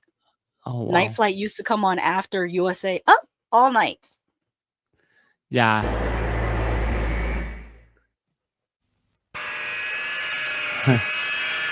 Bloody moon. Bloody moon. Your kiss is cold and icy as death. Your embrace deep as the night. Now, if something is a co-production between Spain and Germany, would we consider it a slasher movie or a giallo or a little bit of both? Wait, pause that for 1 second, really quick. Mm-hmm. We recently watched. No, was it this movie that I said it with the snake? Mm-hmm. Because remember, there was a scene in one of our horror movies that we watched, and I swore it was Prom Queen. No, it wasn't. Not or Prom one of Night. those, or no, Prom Queen. Fear Street was one of the. It was either Fear Street. It was either one of. It was. I thought it was one of the Fear Streets where the killer smashed open the glass, and the snake came out to try to find them. And they did it in this movie. I remember it coming on, and I said there was a horror movie we just watched that the snake came out because they showed the snake in the thing. But all right, go ahead. Mm-hmm. Ava's been murdered. That's nonsense. He wants to kill me too. Bloody moon. Summer nights filled with horror. The locations in this movie were really good. It was shot in Spain, and it was shot around this huge estate that's linked to a language school. The woman in the wheelchair is the woman that is the owner of the estate, and she's also the owner of the language school, where students from Germany come for a summer semester to learn Spanish in Spain. Yeah, and by the way, this is the movie I picked the killer right away. Yeah, you did. No, this was not the. No, this was not. What? No, yeah, it was. So you did it twice. Okay. Yeah, because I was like, it's definitely him. Mm-hmm. Nights of blood. That is a good ass scream. I know it's done in post because a lot of these movies from that time period over there, they shot the audio separately from the video of the film. Yeah, great scream. Whoever did that. Young girls in search of love and adventure become the prey of a bloodthirsty killer. A dream vacation becomes a nightmare.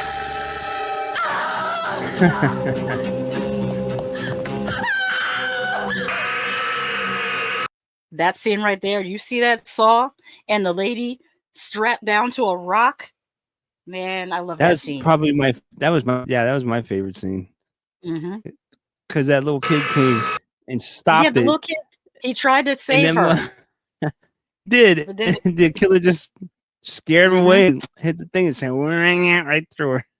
Mm-hmm. Through her teeth. Bloody Moon, a film you won't soon forget.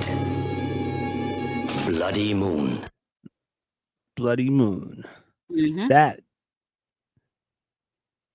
was a good I movie. noticed that its original title is actually half in German and half in Spanish, I believe. Because Die is German, but Des Todes is Spanish. I'm guessing I'm not sure how to pronounce the SAGE part, whether it's Sage or Sage. Die Sage, Die Sage. Die Sage sounds more accurate. But yeah, the title's half in German, half in Spanish, and then our American title is Bloody Moon. So, what did you think of Bloody Moon? This is the one, like I said, this is the one I picked the killer right away. Mm-hmm. But I admired the heroine, the girl. Mm-hmm. Like, I was like, well, and if anything, I try to pick something that I can like about the movie. You're supposed to do, but I was like, wow, she's very pretty. She's a very pretty girl. That's what I kept thinking of. The pretty girl's gonna die. The pretty girl's gonna. That's all I kept thinking. The other ones were like, nah, whatever. But the cover, what blew my mind is that Bloody Moon cover. Mm-hmm. Do you mean the poster art? Yeah, it looks like it would have been a blaxploitation flick because that's what I was. Yeah. I'd never seen it. I'd never seen it. So when you showed me the front cover, I was like, oh, it's a blaxploitation movie. Great. This is going to be awesome because the woman looks like an African American to me in that picture. Mm-hmm. And then I was waiting for her the whole movie, and I was like, wait a minute, I don't see the woman that was in the cover. They did that often back in the day, where there would be cover art, and the people in the cover art are never in the movie. One of the most famous ones is Nightmare on Elm Street 3: The Dream Warriors. If you look at that, there's like there's no one on the poster looks like the kids in the movie. But what happens is a lot of times they'll make the poster before they make the movie. Well, back then they did. They would make the poster before they made the movie, and then they just wouldn't update it. What I like about this movie is that it had several red herrings. Like your first red herring is Oh, the brother that has just come home from the mental ward with the burn he mark on was his face. The he was second red herring, never a red herring for me. well, I'm just saying what their intentions were, not what you Yeah. actually thought. The second red herring was the groundskeeper that just acts weird as heck. The third red herring is the lover boy. I think his name was Carlo. That he was just he was getting around because he was a lover boy, but he also could have been a red herring. And then finally the Spanish instructor. So you had plenty of people to choose from as to who is the killer. Yeah, the gore was excellent though. Yes, yes. I loved the gore, and like the head on the where it was on the picture that you just.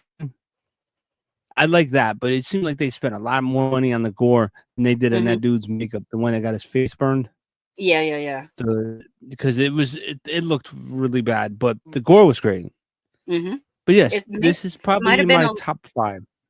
It might have been a last minute decision to make him have a facial disfigurement. Yeah, because why just not have him be a murderer or whatever he did in the beginning and just be crazy? We have to have a little bit of a disfigurement. But that threw me for a loop, by the way. Oh, Tom Baker says Das Tots is German. I would see how you have DAS, but they have DES. That's what threw me off because I haven't seen DES in German. But yes, definitely Das is definitely German, and Tots, yeah. The TOTES would be German. Tom Baker said never heard of this movie. I hadn't heard of it before. Let me think, maybe 3 years ago. 3 years ago, my sister actually found this on Tubi, and we end up watching it. And then I rewatched it recently with TonyMan. But yeah, Tubi has been acquiring a lot of the video nasties. Because if you haven't noticed, the movie we were just talking about, The Burning, was on a video nasties. Bloody Moon is also was formerly on a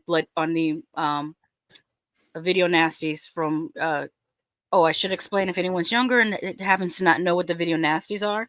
They were a list made by the British government that not only banned certain horror movies, but also prosecuted the makers of the films, like literally took them to court. One of the most famous ones that was prosecuted on the video nasties is Cannibal Holocaust, where they actually believe that they saw real killings on camera, and the director had to bring the actors to court to prove that they were alive. The movie actually does have real killings, but it's of a turtle, unfortunately. This movie does that too. They Bloody Moon kills a snake. Yeah, which is unnecessary and really not cool. I think you should challenge yourselves as FX people. If you want to do that same thing with an animal, make the animatronic. Do that. Don't harm just a regular unsuspecting animal. It's kind of messed up. Yeah. You were gonna say? I was just gonna say if you guys watch it, the interaction with the brother and sister is really unsettling. Yes. But that's all I can. I'm not gonna spoil it. I'll just call it. It's a Lannister type relationship, and if you know, you know. Let's move on to our next feature that I had you watch. For these are just slashers that I happen to love, and I want to share it with everyone.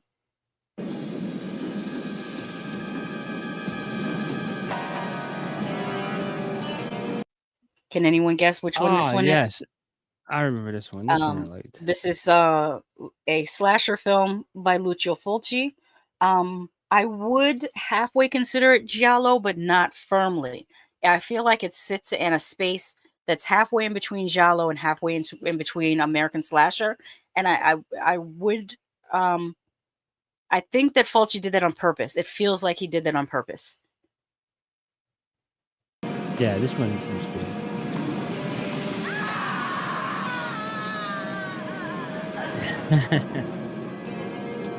And I said before that I love a good New York horror movie. We spoke about Driller Killer before. We spoke about Basket Case, Maniac, that showcased Chud. this New York. Yes, Chud. Oh no, Chud was Although not. No, Chud wasn't New York. Chud feels like it was Vancouver substituting for New York.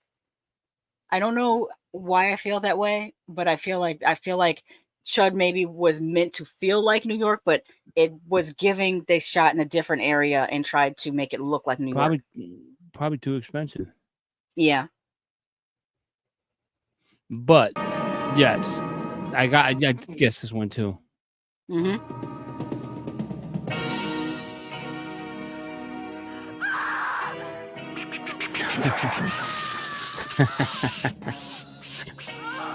Yeah.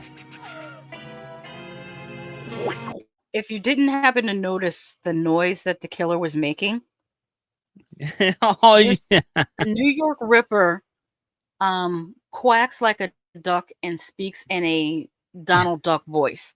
So there's also creepy phone calls in this, but the killer does his creepy calls impersonating Donald Duck for reason. Like the reason is revealed at the very end. But the reason is revealed at the very end, but it, you know, your mileage may vary.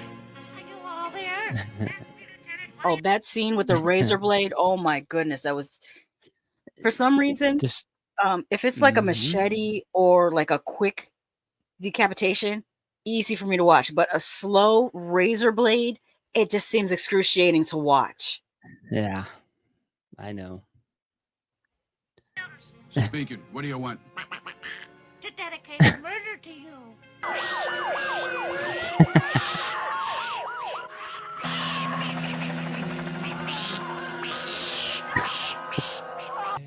Somebody called for you. Yeah, who? The guy with the strange voice. Said he'd call you back. He sounded just like a duck. I love the zoom in. Bring back the zoom in. Friend who calls and talks to a duck. Well, I like this actor. made his first big mistake. Yeah. Anyway, we've got all 5 boroughs alerted, and we'll also inform all the radio stations. Shouldn't be too hard. Just a to find guy great missing scene. fingers in his right hand. Setting. Poor dumb cop. You don't think I'm being to let you pinpoint me with your stupid tracing machines, do you?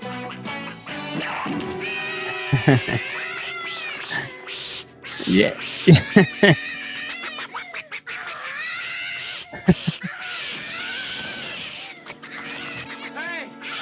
Horrible. Yeah, the duck noises is what takes you out of it. Like, you can't truly be afraid of him because of the duck noises. Yeah, Do you think they did that to try to get it past the censors? probably. I don't know, but I just remember that as soon as I read the description, I looked at you and I said, it said, do you remember what the description said in Tubi? I kind of remember it. Yeah, what It is said that? something. Whoever wrote the description wrote something about a Disney enthusiast killing people in New York that sounds like Donald Duck. You are 18, right? Or something. We remember the whole description. It says you are 18, right? And I laughed my ass off. Okay, I'm about to look it up because now I want to read it. What I'll do is I'll let the trailer play while I'm looking that up. All right, go ahead. This is Give me all the data and we'll wait till the next victim. So you think a I'll do it long again? trailer. Oh, yes. You got to That see and so much Unofficial. New York. The New York Ripper.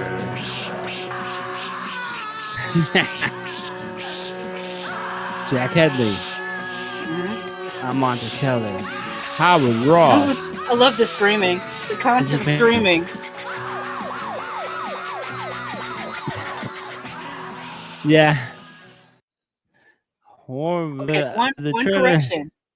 It wasn't on Tubi. The New York Ripper was formerly on Tubi, but it's not on Tubi anymore. It's actually on Shudder. And the description reads, a killer who talks like Donald Duck targets sexually active New York women, brutalizing them in increasingly twisted ways. Now it's up to Lieutenant Williams, who knows plenty about Vice, to catch the deadly Disney enthusiasts. Of course, this being a Lucio Fulci film, every step closer results in dismemberment, disemboweling, and death.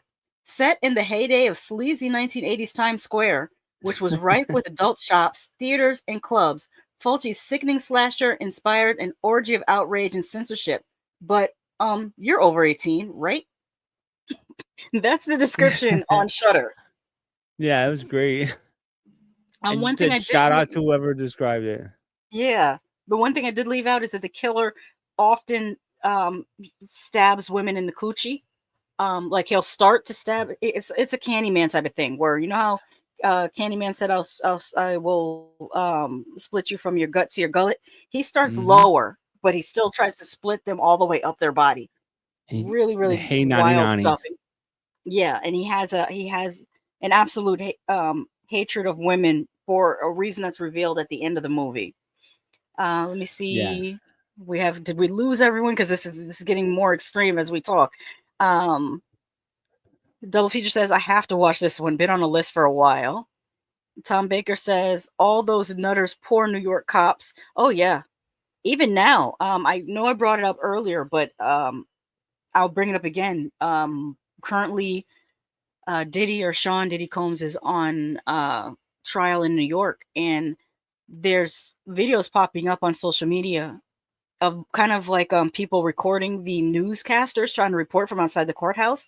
And I saw a video where one of the ladies, she's standing there, the cameraman is in front of her, she's trying to do her news report, and there's like this crazy dude screaming at her, and he keeps yelling at her, I said bitch, and he keeps like getting louder and louder and just acting completely crazy.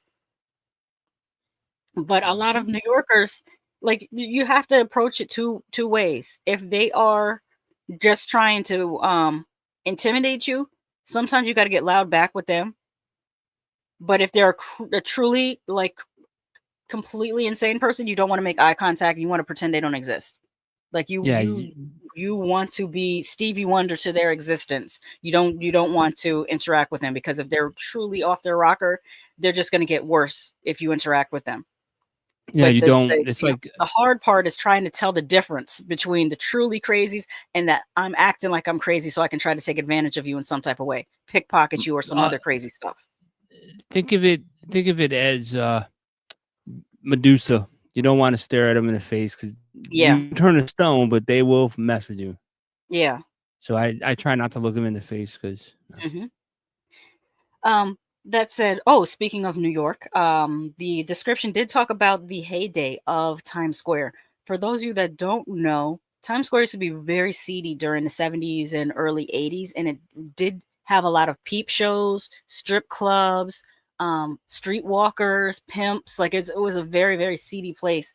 Now it's a tourist spot where they have a lot of like lights, and they have like the Disney characters out there, and they have like a giant Forever 21, and it's very, very like sanitized from what it used to be. What was your reaction to watching the New York Ripper for the first time, TonyMan, in 2025?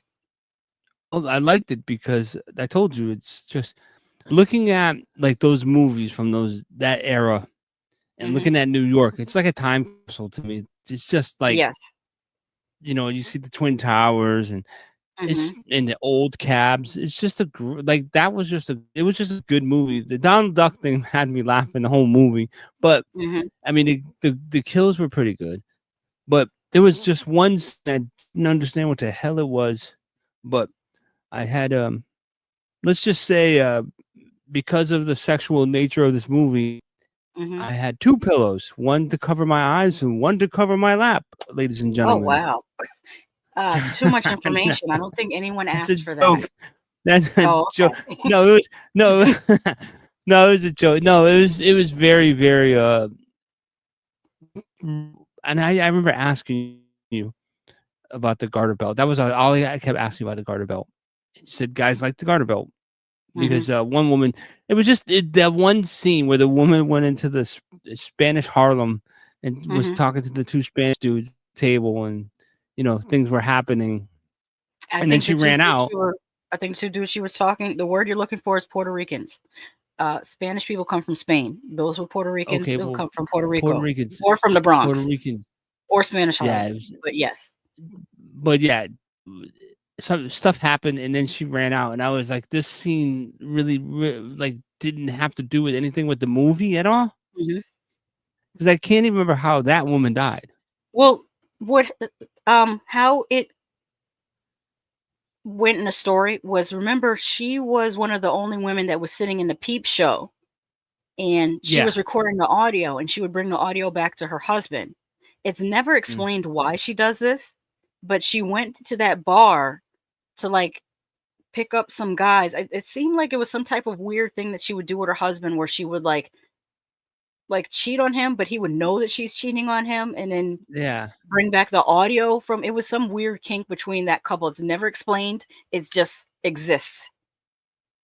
Yeah, that's what I was saying. And yeah, but this movie was, I like this out of the three, this Prom Night and The Burning. I have to say I like the New York Ripper. Probably the best out of all of them, because just because of the time capsule of New York City. Like 70s movies set in New York are just awesome. Being that, you know, we are from up north and we've both been to New York City a billion times. I just liked the old setting. Like I wished it was, you know, I wish I would have been alive back then just to go. I probably would have went through Times Square, but it just seemed like life was easier back then. I feel like it's the opposite. I feel like back then you probably would have got mugged. Like, I mean, you get mugged now. Yeah, but I from what I've read, the crime rate actually went down in New York since the 70s. Well, Yeah. you still can get mugged. I mean, Yeah, you can still get mugged, but I'm just saying a lot of people don't realize that the crime rate actually went down. The reason why we feel like it's so much is because we have 24-hour news. Remember back then they had nightly news, half an hour at 6 p.m. and then they later added another half an hour at 11 p.m. Then we got 24-hour news, and then with the 24-hour news, the worst thing that happened to news is ratings. I don't think news should be beholden to ratings. I don't think ratings should be clocked for news, because what happened when they had to compete for ratings is they adopted the if it bleeds, it leads focus. And so now you get 24-hour news, and not only 24-hour news, but 24-hour news that is mostly about you know, assault, death, murder, kidnapping, like any all of negative. So it gives the false impression that the crime rate is higher when it's actually lower. We just have access to more information 24 hours a day, and then with the internet, like even more information. So you hear about because they want to fill 24 hours on television and also on their websites. They are going to fill it with all the most salacious stories. yeah. But in reality, there was actually more stuff going on back then, but they didn't have to report on all of it because they didn't have a 24-hour news day to fill.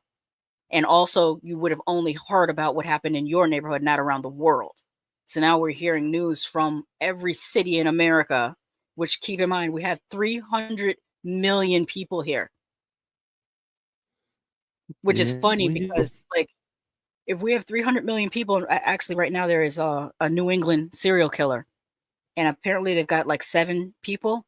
And I almost feel like in America, should you qualify as being a serial killer if you do less than 20? Because we have 300 million people here. I know it's a really dark thought, but this is how my mind works.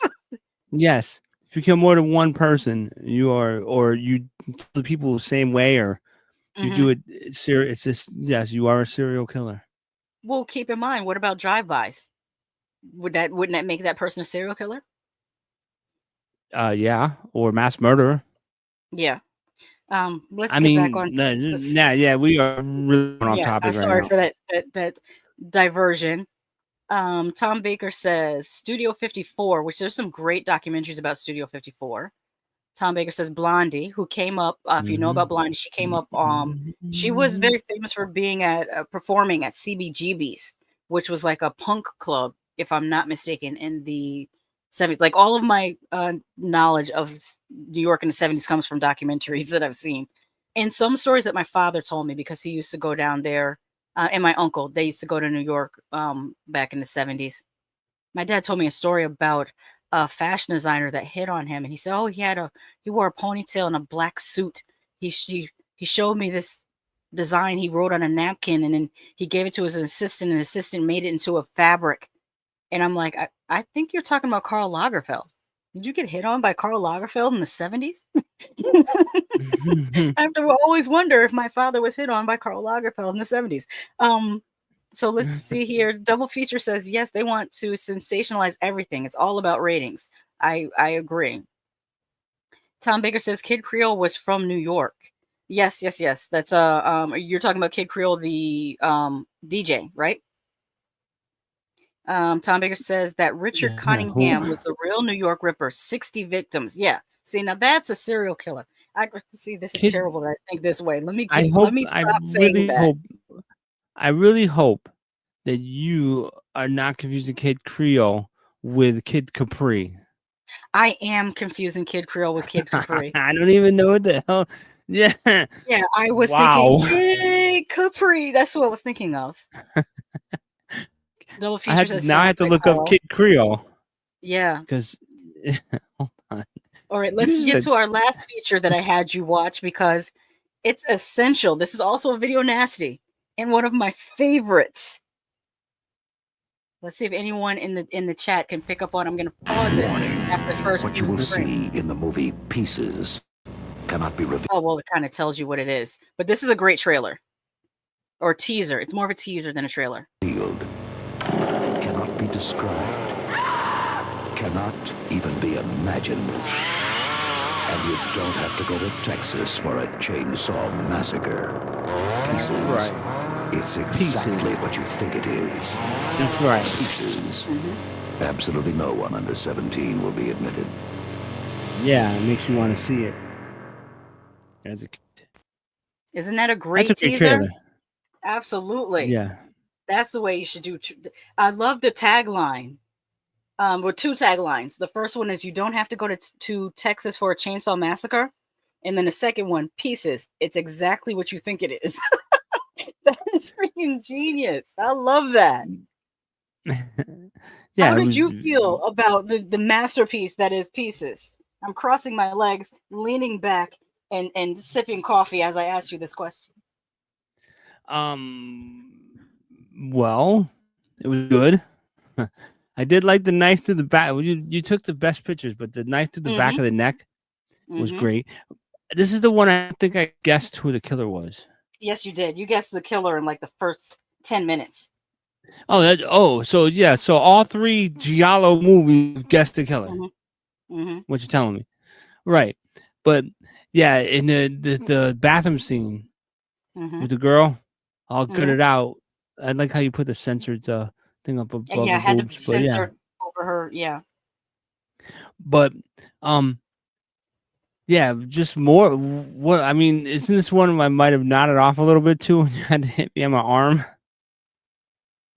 Yeah, I think you did. I think you did because, yeah, I don't know. I watched these movies and what you kept on irritating me about is you were very, very preoccupied with the skateboard girl going through the glass. Yeah, that made no damn sense. All right, if you haven't seen the movie, spoiler alert: the killer, the first 5 minutes of the damn movie, right? You know, the killer's coming back. He's gonna kill people. I'm just gonna spoil the whole damn movie. He's gonna kill people and put them pieces together. Very beginning, the killer. There's no killer. It's just two dudes working, bringing a mirror out, and some girl skateboarding. And for some strange reason, the girl goes straight through the mirror and dies. But it had nothing to do with the damn movie. Not a goddamn thing. I didn't know what the hell was going on. Because I asked you, I said, okay, so then what the hell was a skateboard girl? Why was she in it? You neither one of you could answer the question. It was Well, the here's one of the most. It was the most. I don't understand why it was filmed. my question is, why would you focus on the skateboard girl when the kung fu guy in the tracksuit is even more out of left field? Like, there's no Well, no. explanation. Well, he did give an explanation. Bad chop Yes, he suey. did. Right. That's not He an said bad chop. explanation. He said bad chop suey. Mhm. But there was no explanation for the girl going through the mirror. There was absolutely none. It had nothing to do with the story. Maybe it's the same explanation. Bad chop suey. No, but and then your sister tried to explain it away by saying, "Oh, maybe she used her head." No, he used the head of somebody else. He did not Yeah, use that woman's head. he took the head from the girl who was reading her book and sunbathing. Because the very first kill aside from the mirror, the girl going through the mirror, the very first kill No. is a chainsaw decapitation, and it's glorious. I should have taken a screen capture of that. Oh, that was really But- good. Like when they show Yeah. the body, I don't know how they did this. Well, no, now I think about it, it's probably a dummy's body, but it's done so well that it looks exactly like the girl's body with her clothes with no head. Yeah. It was done so well. But I still don't understand. Like, now you get me thinking of that damn scene again. Like Mhm. it didn't make any sense. It just didn't make sense. It was just There's added to the. There was also two red herrings in this too. There was the groundskeeper that looked like Bluto from Popeye, who was perpetually angry because the school's dean fired him. He's like, you know what? After this week, can you hurry up and finish the hedges because I'm gonna fire you. Which of course made him angry for the whole rest of the movie. And then the other one Yeah. was the gay teacher that the girls kept on flirting with. Like the girl literally walks up to him knowing that he's very much a gay man and asks and says, "Oh, my friends keep making fun of my breasts. What do you think of them?" And she's, got a turtleneck on with no bra. And of course, You know what? number one, being a teacher, he doesn't care. And number two, being a gay teacher, he doesn't care. And y'all are just trying to troll him for no reason. You know But what? that's not the best. That's not the best line she said. Do you remember her best line? No. There's nothing better than smoking pot and having sex on a waterbed. Oh yeah, that's right. She said something to that effect. I might not have it word for word, but it was just so random. This whole movie is random. I loved.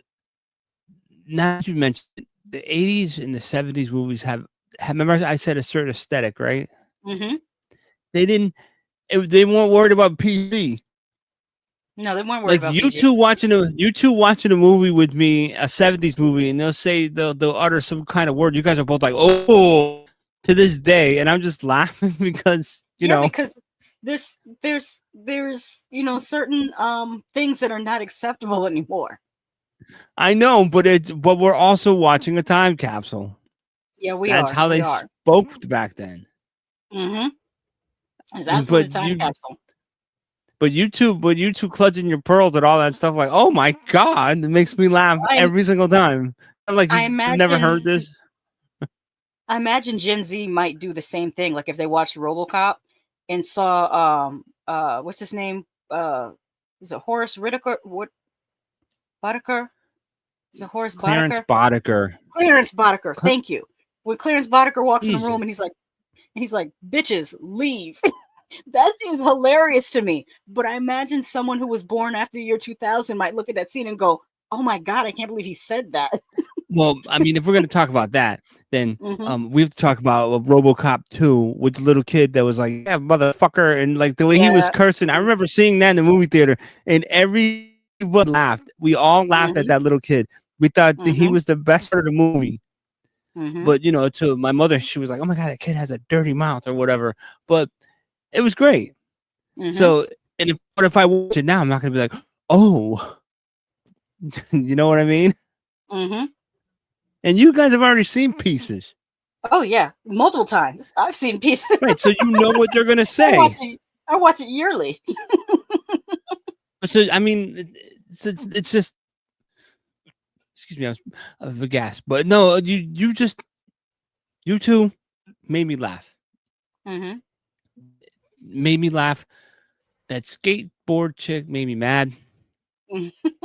The movie made me great. The movie was great, other than that one scene. I did love it. I thought it was great. And once again, another Giallo where I said, "That's the killer," and you both just sat there Yes. quiet. Mm-hmm. I was like, "You, Oh, what did you you can think of tell." what did you think of the ending and what happened to Kendall's candle? I'll call it that. Kendall's candle. Which was refresh my memory. That's We how I all knew watched you these in fell one asleep. day. You fell Yeah. asleep because there's no way you will forget this ending. The That. body that's made up or composed of the different parts of the Oh woman. yeah. Mm-hmm. What happened? And the head. Didn't the head fall off? No. Oh, okay. Yeah, you totally fell asleep. You would not have forgotten this scene. The corpse came alive for a moment, and its hand grabbed Kendall's crotch. Oh And yes, number 2. Yes, I do remember that. For no reason at all, the corpse came alive. yes, I told you the movie is random for random's sake. Yeah. They just wanted an extra scene, Mm-hmm. but yeah, it was. Yeah, and it somehow the zombie or the Frankenstein or ripped the jeans with their fingers and pulled off his wang. But yes, these chat. Let me explain to you that these two get so mad at me because I hear them and I'll be falling asleep. Yeah, I'm not, say I'm not, but sometimes I close one eye or I'll start drifting. Like I'll start thinking about other things. Like in this movie, I start thinking about the girl on the skateboard, and then I start to think about other things because my ADD kicks in. And these two, all the time, I go, "You didn't see that scene," and they get so mad because I wake back up and like I can sleep through the screaming, through the gut blood in the guts, and I wake up to a boring scene, and then I want to fall back asleep because it's boring. But these two always are like, "How can you?" I guess that's my superpower is being able to fall asleep during a scary scene. Yeah, but the thing is, you can't They come don't on here to scare me. You can't review movies I with me if you can. don't watch the movie. Well, hey, I did watch it. I talked about. I refresh my memory. Maybe I take more notes. But yeah, it was decent. I liked it. Of the four, It's of the four movies that are not Prom Night, what do you think is your favorite? From the Burning, Bloody Moon, New York Ripper, and Pieces. I'd have to say Also, Pieces. I was going to Go say ahead. also, if you're watching the replay, write in the comments if you've seen these movies, what's your favorite out of The Burning, Bloody Moon, New York Ripper, and Pieces? I'd have to say Pieces and then New York Ripper. Like they're like 1A, 1B. Mm-hmm. What made Pieces edge out New York Ripper? The gore. Yeah. The gore is really good. I'd have to say, but and I know everybody's gonna be a faulty movie and you didn't like it or whatever. No, I mean it was good. But the reason I say 1A and 1B was because, yeah, it's just the other movie was just really. Both of them were very let's just say thrown together with a story with a little bit of a plot line and some murders. So, yeah, I would have Pieces was better to me than New York Ripper, which is really amazing that you probably said that. But yeah, Pieces was better, except for that stupid skateboard scene. It was a good movie. If you think about it, the bad kung fu made me laugh. I'm sorry, the bad chop suey did make me laugh. Yep. Oh, and fun fact, that was what Eli Roth was drawing upon for inspiration when he did the Karate Child being in Cabin Fever. It was an homage to Pieces. There's something else I was going to say. Oh, both movies, the killers have similar motive. They're both traumatized by some type of event, and they take it out on other people.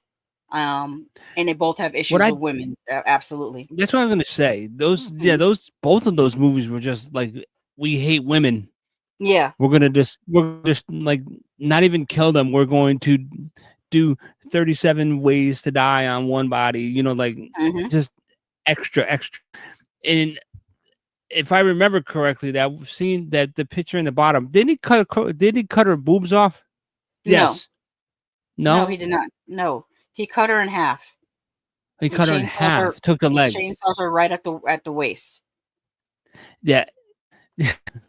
Yeah, you got to stay awake when you watch these, because these movies, man, you miss it. Okay, what was I going to say? Oh, and I think that explains why the dead body did what it did to Kendall. Because he was male and he was there. It's like the revenge. But it didn't have think a about brain. What? It didn't have a brain. It the did body. have a brain. Okay, the I body mean, had the brain of the girl of the first. They had the whole head of the first girl who got her head chopped off with a chainsaw. Okay, and if you keep it in a refrigerator, the brain's not going to work anymore. You're trying to apply biological logic to it. It's a zombie. Essentially, it's a zombie, but it came back to life and it squeezed the heck out of Kendall's twig and berries because of revenge for sexism. I didn't get that, but okay. That's my theory. Because remember, the killer in pieces is a misogynist due to his issues with his mother. So he hates women because he hated his mother. And so the corpse zombie person that he made out of all the pieces of the woman, because they're still victims of his hatred, they targeted Kendall because he just happened to be male. And also Kendall's character, he was a kind of lover boy character who wanted to use girls just, sexually, but not have really relationships. So he wasn't, although he was helpful to the police, he still had his own form of sexism. I did like the little boy in the beginning, though. Yeah. He chopped doing the puzzle. Yes. See, I do remember that part. He was doing the puzzle. Yeah, and that was the first scene of the movie. Take that away. Or whatever mom said. Mom was very anal retentive. Oh, more than anal retentive. But you know what? Looking at the time, we got to move on to the next thing. The twins said out of the 4 movies, they prefer The Burning. All right, I'm going to take one more really short ad break. By the way, the good news is I am now a SHEIN affiliate, so I'm going to play my little ad for that, and then we're going to come back and we're going to get into some more recent horror movies that are not slashers at all. They're just regular horror movies. They're both by the Philippou brothers. I'm not sure how to pronounce that. And we'll be back in about 36 seconds. All right, see you then.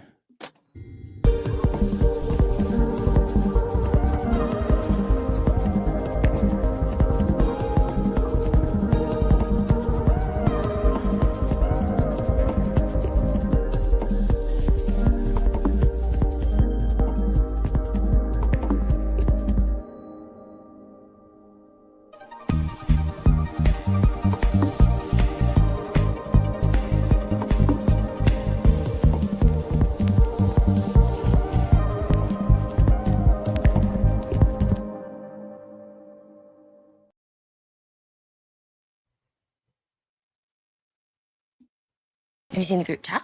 And we're back, ladies and gentlemen. No, please. That's my mom's remembrance. Is this the trailer? Yeah, your trailer's playing. Do you recognize it? No. Okay, let me. Wait. Yes. Okay. I do now. Who's up? I'll do it. Cannot go for more than 90 seconds. Am I clear? What happens after 90 seconds? This is what's interesting to me. Do you guys think in the chat that anyone would actually really do this in real life? Literally get excited. Well, it kind of seemed like in this movie that playing this game with the hand made them high, made them experience some type of high. They saw bodies. They saw dead people. They didn't just see dead people. When they said, "I invite you in," they were momentarily possessed by the dead person. Well, I mean, to be honest, your hand, I did it.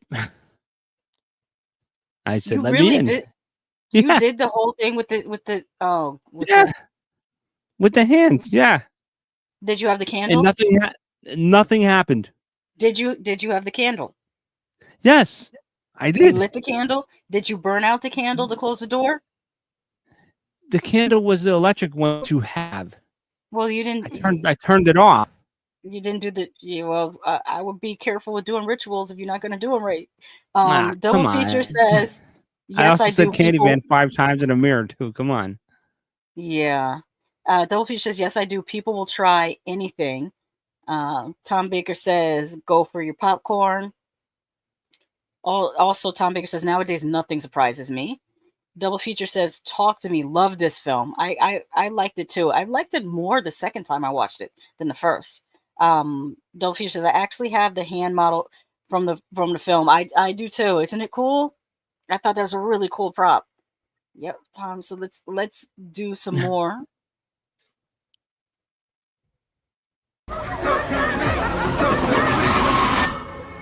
Don't want to stay.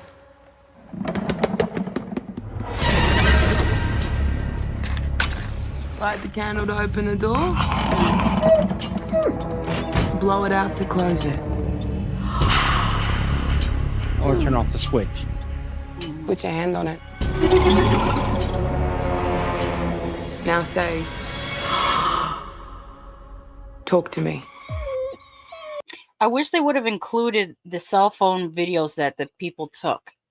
That would have been a cool element because everyone's recording, but they never showed us like the social media of what those videos look like. Maybe that's part 2. Just so people know who haven't watched the movie, the dog was not harmed. The dog was just whining because they put him outside the room. But in the movie, the dog was not harmed. It was harmed. Well, unless you consider, the dog was licking his face. He just licked back. He was making out with it. Yeah. That didn't gross me out. You know why it didn't gross me out? Because when I worked at McDonald's in the drive-thru, this woman came in. Well, she didn't come in. She drove through the drive-thru and she ordered an ice cream from the machine. Yes, it was working, but I remember I gave it to her, handed it to her, and she handed me the money. And I saw the dog in the back seat. So she kind of like lifted the cone over the back seat and let the dog eat it. She's like, "Oh, my dog loves this." And then I'm waiting. And it happened. I said, I know she's going to eat some. I know she's going to eat some. I know she's going to eat some. And she said, right after the dog licked the whole ice cream, she licked right after him, like bit. And I was like, I yelled, "Oh my God." And I closed the damn door. I gave her change, like, because she did it right when she was giving her change. It was the nastiest thing. So that didn't gross me out. I've seen it. Okay. I won't let my cat look me in the mouth. That's just gross. I don't make out with a dog. Talk to me. It was great.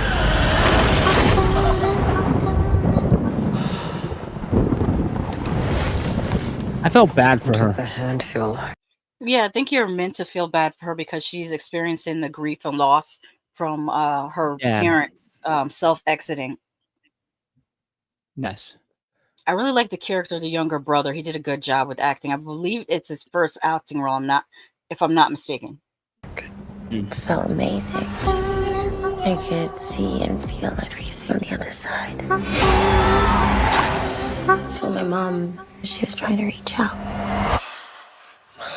And that's what gave her the motivation. That's good writing because without that, you'd be like, why would she try this? Why would she try doing that again?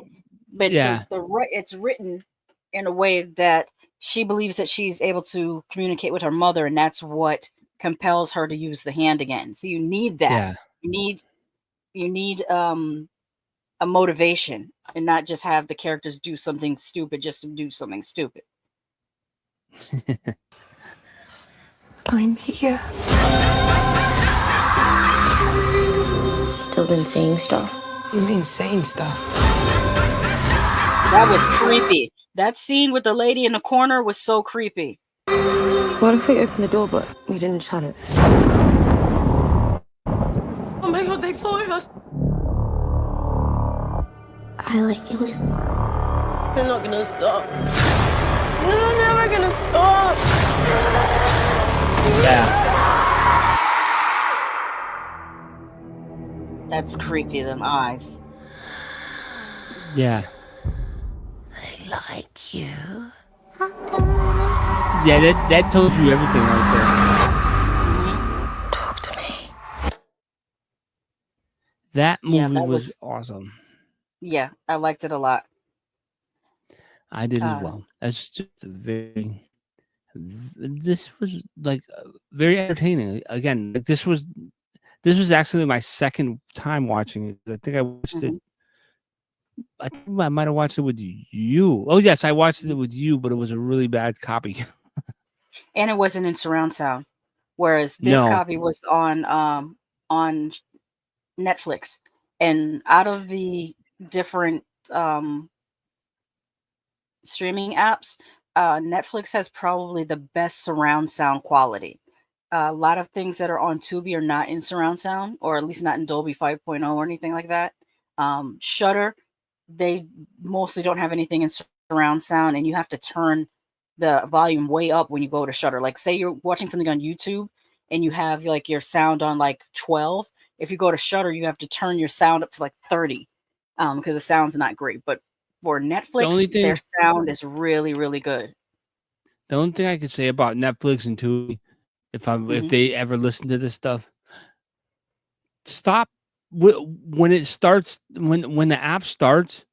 Turn that damn shit down. That shit's loud as hell. Like when you have it in surround sound and the Netflix comes on or Tubi goes Tubi. It is so loud. It's so much louder than the movie. In the movie. It drives me crazy.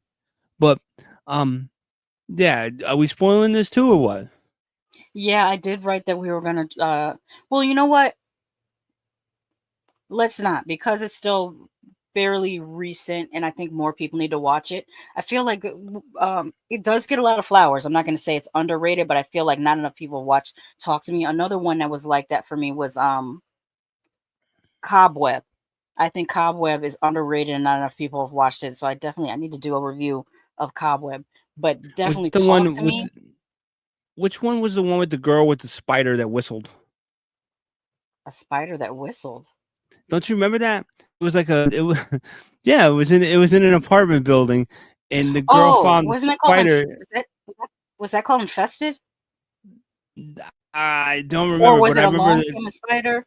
I remember there was 2 spider movies that came out at the same time. It was the little girl with the spider that whistled in the apartment building, and at the same time there was that French movie with the spider that like got loose in an apartment building, and one of them was called Infested. I'm not sure which one it was. Sting. But Double Sting, feature said it. yeah. It's Sting. The one I'm talking about? Yes, the one you're talking about is called Sting. Because she nicknamed the spider Sting. The reason why I bring up Talk to Me today is because we are going to talk about this is a first time feature, Talk to Me, by the Philippou brothers, who were YouTubers that became famous for their I think they did a Mortal Kombat like these skits, and everyone was like really impressed with their filmmaking skills for them to be YouTubers. And so they made this first film called Talk to Me, which is, quiet, atmospheric, creepy, good storytelling, great cast, great special effects, like a really great first feature. And just recently their second feature came out, and that's called Bring Her Back. What we'll do is, instead of spoiling fully Talk to Me, we'll just give our initial feelings and thoughts on the movie Talk to Me, and then we'll go into Bring Her Back. Unless you guys don't mind us.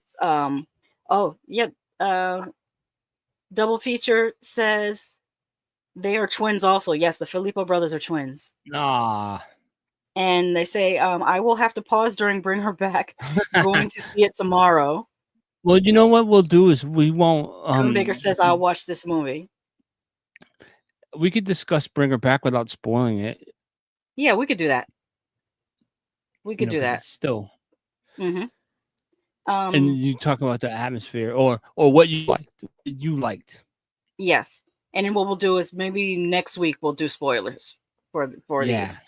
Okay, how about we do that? So let me turn off the banner.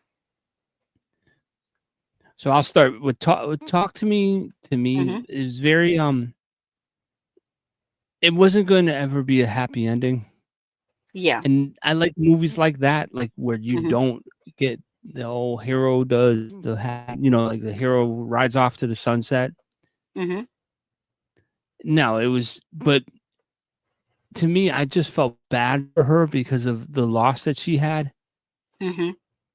And the filmmaking was awesome. Like the score was great, and I like the way they filmed everything. And the creepy people were really creepy. And I do like how did camera tricks. Mhm.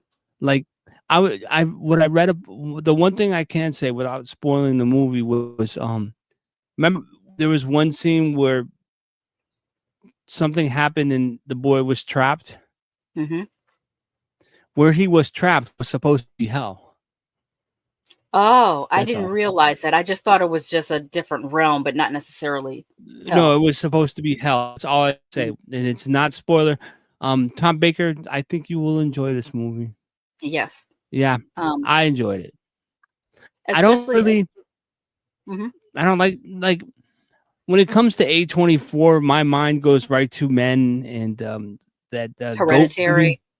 Lamb. No, It's the Lamb. I've never seen Hereditary. You've never seen Hereditary? Oh, that's really good. No. You have to watch Hereditary. I think you would like it. It's really good.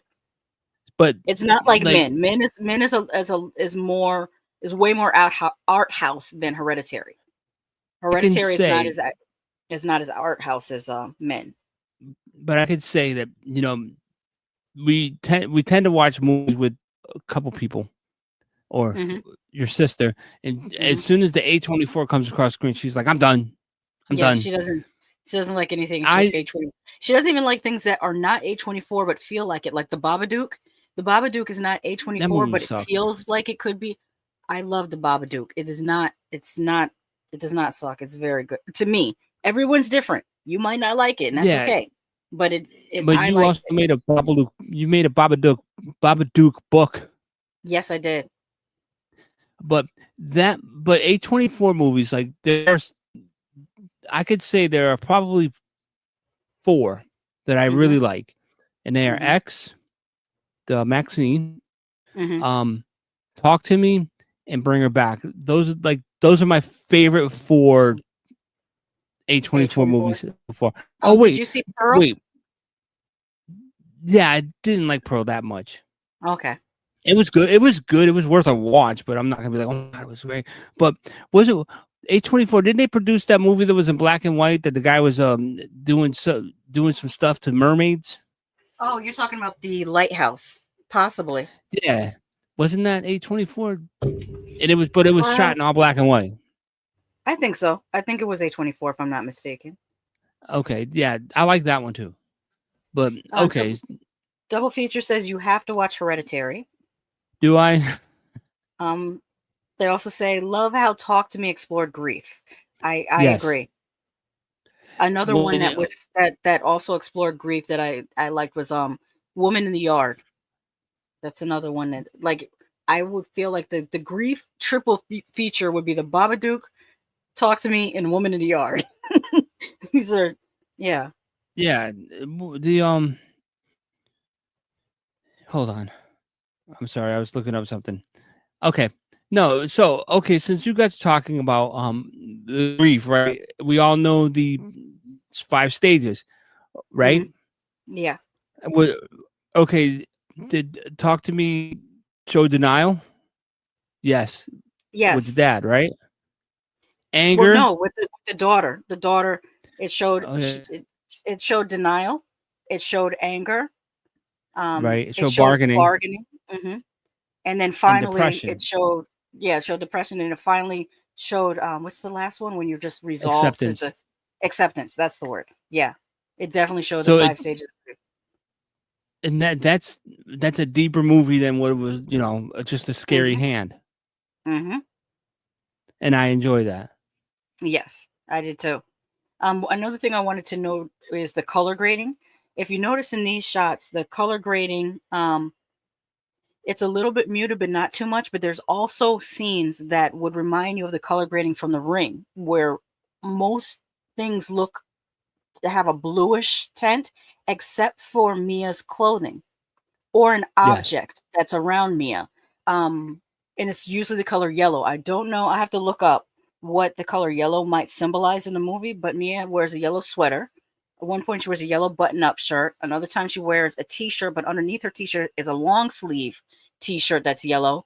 Then another scene, there's just a yellow blanket that's like on the bench by her bed, but there's always like a bit of yellow near her in certain scenes, and it's like the more blue it is, the more the yellow stands out. I feel like it's got to mean something, but I just don't know what it means.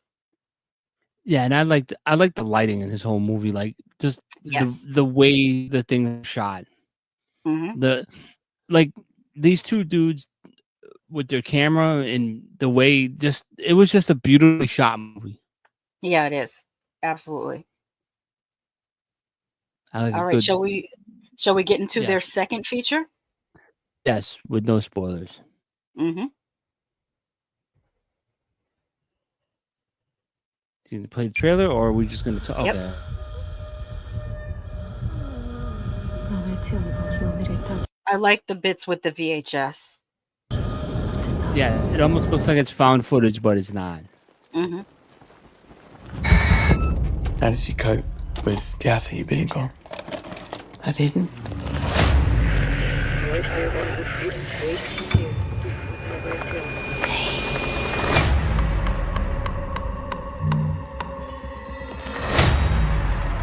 This is my new sister and brother, Oliver. Oliver lost his family just like you guys. Now that I'm watching the trailer, it totally all makes sense now.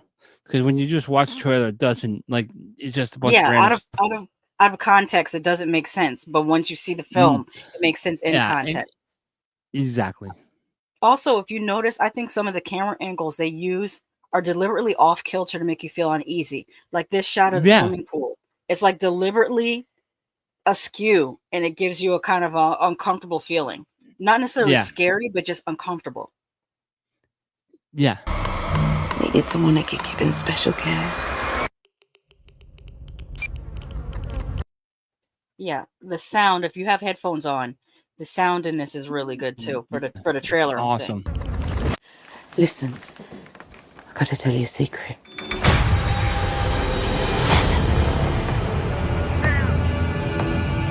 It's like an angel. It's a beautiful angel. Yeah, see that eye shift with the sound that it made is what makes that creepy, and the timing. It's beautiful things. Listen. Rasp. Listen. That right there is creepy. I don't care who The you rasp. are. The rasp, how the eyes look. This is creepy. To you. Listen.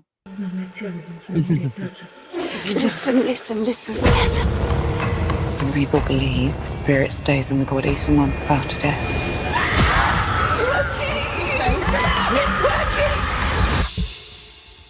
We can bring her back. Yeah, that VHS. I like it. I don't know why I like it. I just like it.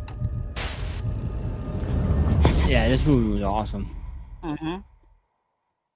5 stars.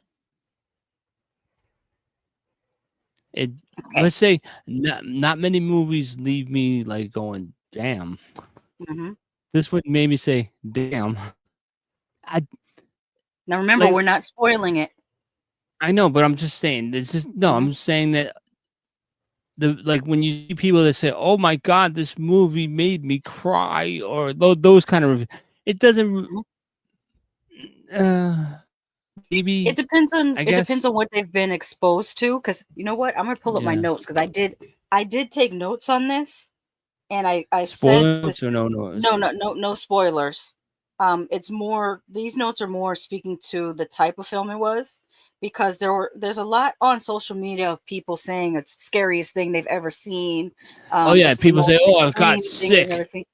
Now the thing is, we don't know what their background is and what they've seen previously. So maybe Yeah. if they grew up on like how we talked about the Prom Night from 2008, if that's the Yeah. type of horror you grew up on, this would be the scariest thing that you've seen. It really would be. But it's I not. wrote in my. Oh, go ahead. It's not stomach churning. Mm.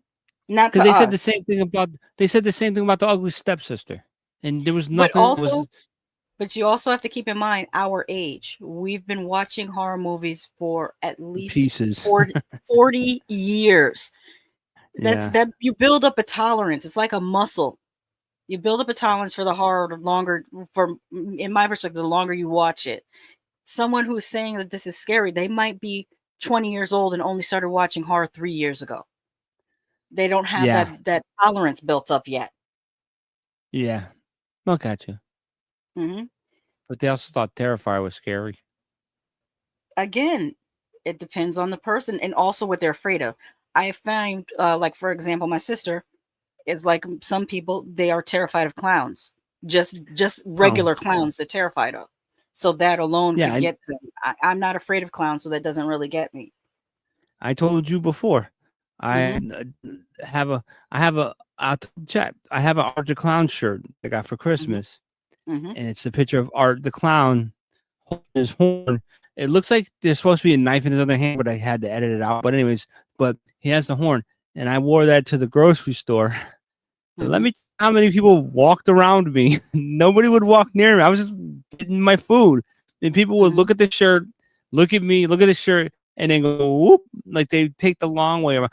Oh, the one person that really got scared though, in that Publix was I was walking down the cat food aisle. Just a quick story. I was walking down the aisle where the cat food and stuff is, and I get to the aisle, and there's this girl dressed in a frog suit. Okay, a frog suit. She's on all fours, and she's got her camera on a tripod, like a small tripod next to her. And I'm looking at her, and she's like jumping out, like on all fours, to like people going down the aisle. And she was was she trying to prank people for like what, Yes. TikTok or something?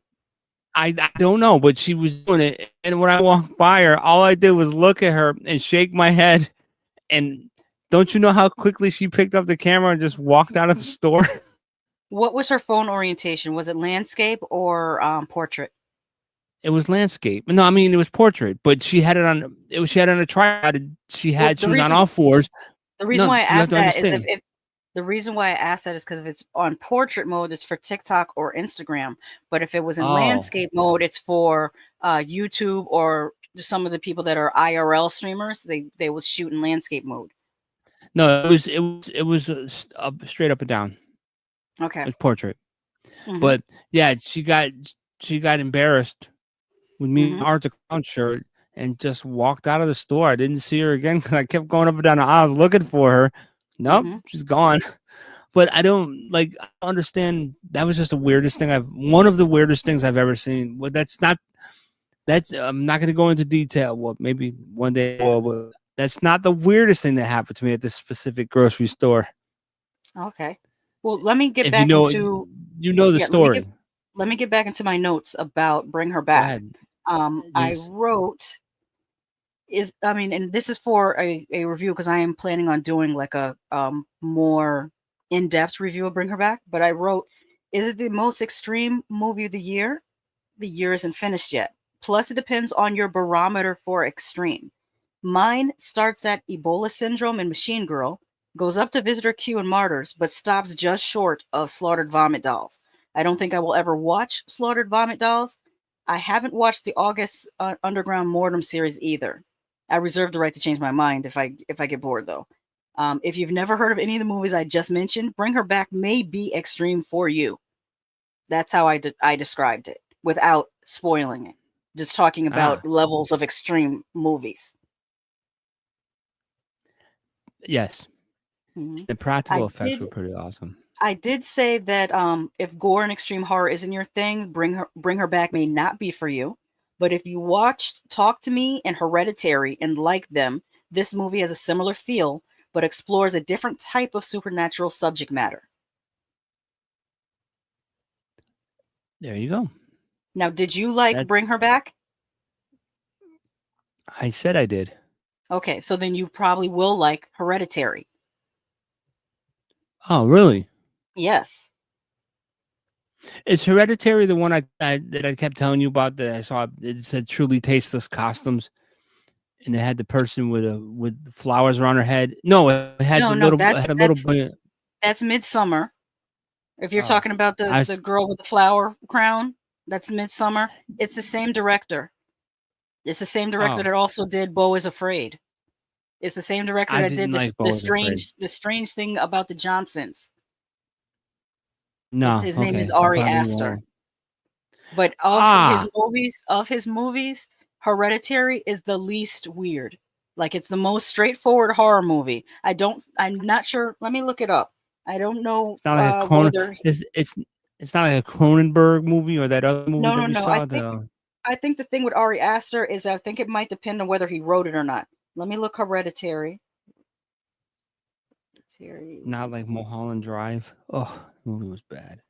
I liked Mulholland Drive, but again, I like David Lynch. Okay, so let's see here. No, he wrote it. Ari Aster wrote Hereditary. Interesting, but that's his most. It's his most straightforward horror movie, as far as like not being. Although, did you see Midsummer? No. Oh, well, then you can't say you didn't like it. That I enjoyed Midsummer as well. I was talking about the Halloween costume and I didn't understand it, and I asked you about it. And you said it was very it's like how people can dress as the couples for Halloween, and it was one person was a tree and the other person was a little kid, and I didn't know what that was from, and you were like, "Oh my god, that's from." Yeah, that's really poor taste, but that's from Hereditary, and that's one of the reasons why we got to have you watch Hereditary one time. Okay. Yeah, well, we'll come back to that. But I think that's all we can say about Bring Her Back without spoiling it. There is I should note that there is a bit of gore in it. On a scale of like, Tokyo Gore Police, not that much gore, but more than what you're used to seeing in wide release movies. Definitely more than what you're used to seeing in wide release movies. Very well done. All done practically, which I enjoy practical effects. So if you like gore and you like practical effects, definitely go for it. If you like things that are both psychological thriller with also shades of supernatural horror, then I think this would be in your wheelhouse. It's not a slasher movie at all. We just happen to include it on this show because it just came out, and we want to talk about it while it's nice and fresh. But I will talk about it again as it makes its way onto video on demand. We do have go ahead. I was just gonna say why I don't know what you're doing, but another I think I said it. I might have said it earlier in this movie. I mean, in this podcast. They're like sometimes I look for movies to identify with someone in it, and I identify with the brother, like. Yeah, the older brother. Yeah, I like him, and I enjoyed him throughout the movie. All the actors in this were great. I love the young lady.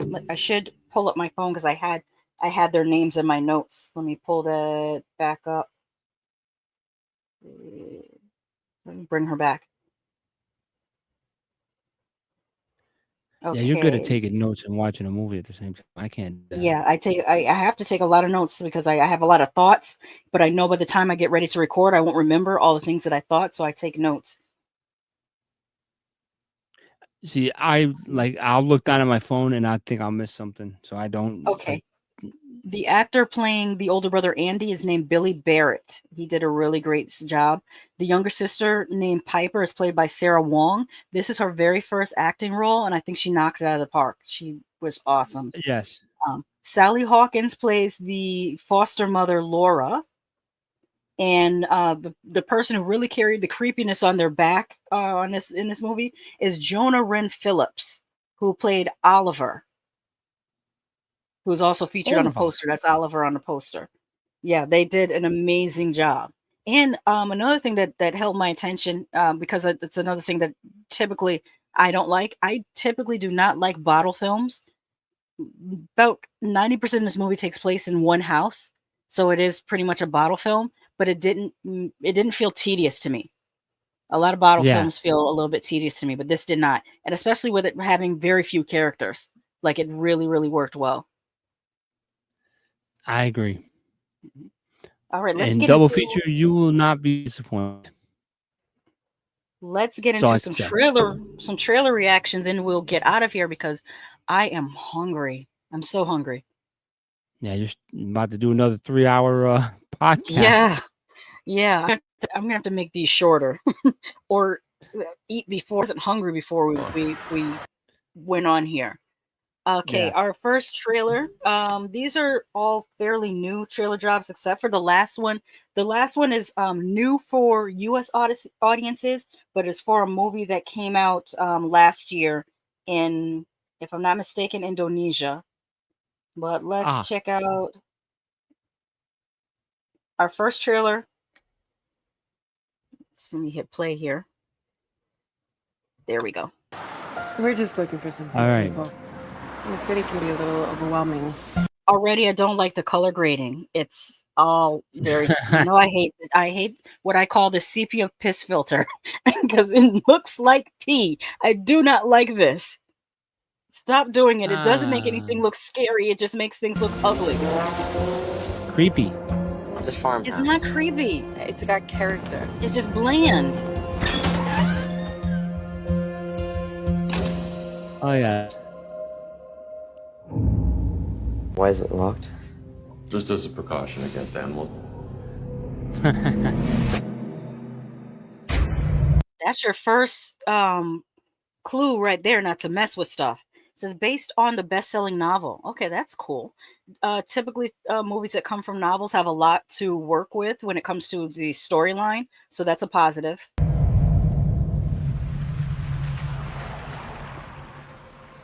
Uh-oh. Have you heard him yet? You can already tell he doesn't sleep. Mm-hmm. Heard Look what? at this. If you're gonna do this, just make the movie in black and white. When you take this much color out of it, like, what's the purpose? What's your purpose? Just make a movie in black and white. The dogs. There's green. Uh-oh. Here they come. The fur missiles. There's nothing out here. Is this about ghost dogs? If so, I think that's a cool idea. I think that's a really cool idea. Those Cooler are than fur living missiles. in I'm gonna call this Gray Town. Gray Town, Sepia Town, like Gray Town. mm-mm. Hey, wasn't From recorded like that too? No, I think From the reason why From looks like that is they typically film in the middle of the winter time in Canada, so everything is kind of dead. But you could tell that it's not a filter because the people's skin don't have a yellow cast over it. Do you think I'm crazy? You've been through a lot. They did something similar in the Babadook. When you look in the background of Babadook, it looks like it's very blue.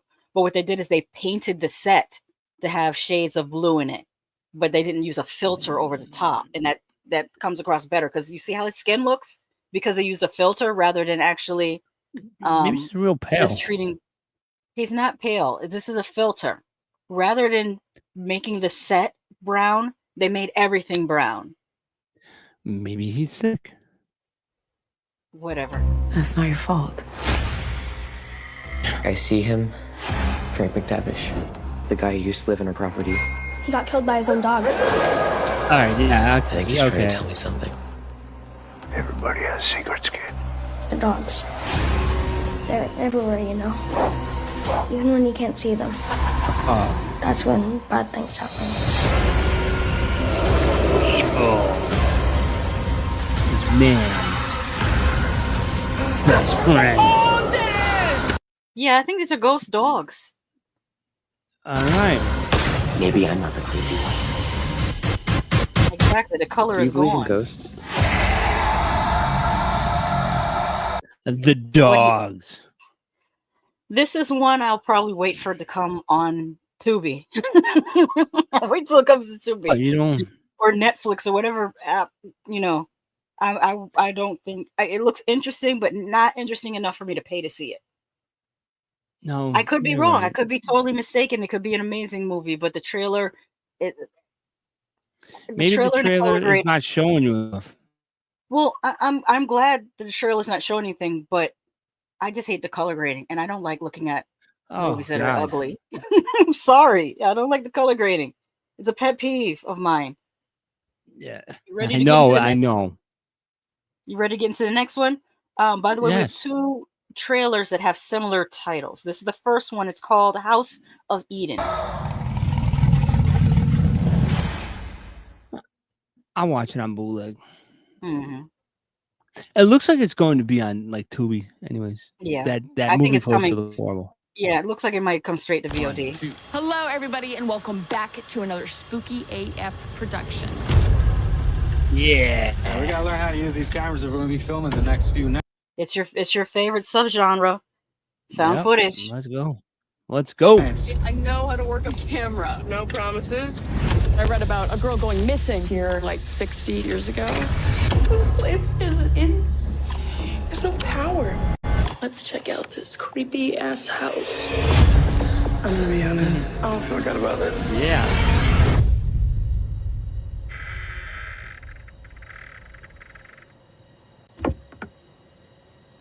You see now Yep. that Here we right go. there, that knocking noise, that sound behind you. Yeah, it's a no for me. I would not be doing this. You know what else is a?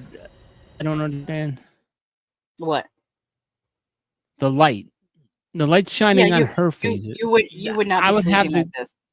No, I would have it facing like the door, so I can. If the door did creak, I would Mhm. be able to hear it with. I would Yep. see it with my light. Mm-hmm. But I'll let it pass. Keep going. Just freeze up. Something's happening in this house, and we need to figure out what it is. This is used by the ghost to communicate with us.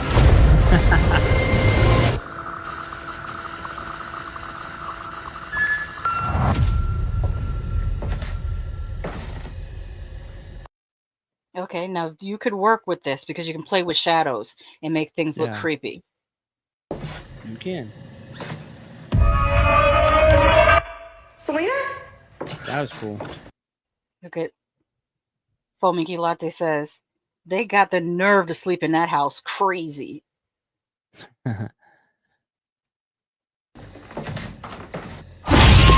We could actually Okay, catch that was something for nothing. real. I'm not cool with this anymore. Well, it's good that they're not showing everything. Hopefully, it's not because there's nothing to show. Hopefully, this is just a case of a trailer really not spoiling the movie. Ooh, that looked like somebody was peeling their skin off. Did you see that? Yes. Yeah, look at that shit. Dope. Who doesn't like found footage? Come on. It depends on how good it is. Oh yeah. I like that. I like when they have the footsteps. It's creepy. It's creepy. You know why I like found footage? Mm-hmm. Because I like to record stuff with my camera, and just like to me, I'm behind the camera doing this. Mm-hmm. You know what I mean? I put myself in their shoes when they're doing the found footage stuff. That's why I like. That's why I really enjoy them, because I'm being someone that is always like that. I've always been like that though. But all right. Double Feature says this one has me intrigued. Me too. I'm interested. Yeah, it looks good. When's it come out? Let's Does it see if come out? says- let's see if it says at the end here. This comes July 25th in theaters. Oh. Okay. And now that one Alright. was called House of Eden. Mhm. Now this next one is called Garden of Eden. Raven Banner. Mm-hmm. We saw the teaser for this. I think I either showed it on this show or I might have showed it on my Horror Week. You showed it on your Horror Weekly because I remember Yeah. writing about this. Well, this is the first trailer, not teaser. What did that say? The most brutal what? I'm afraid to rewind it because this thing's been acting janky whenever I try to rewind. I might have said the most brutal horror in 2025. Is this the same teaser again? Because we saw the teaser of the lady dancing around. It Captivating, looks exactly. thought-provoking journey. Yeah, this looks exactly it's the same like thing. what you just released last week. Yeah, it was Burning There are Man. things you won't forget. Yeah, you commented on this one. Yeah. Some of the kills are permanently burned into my retinas. Hyperbole. Did you notice how, with the quotes, they put the title of the publication tiny because it's probably some blog you never heard of before? Yeah. One of their friends. See, look how tiny that is. One of the Most creative kills I've ever seen on film. John. Yeah. I hope you're not BSing us. I don't like when people BS when they talk about they have all this amazing stuff and then you watch it and you're like, that's it? Yeah. All right.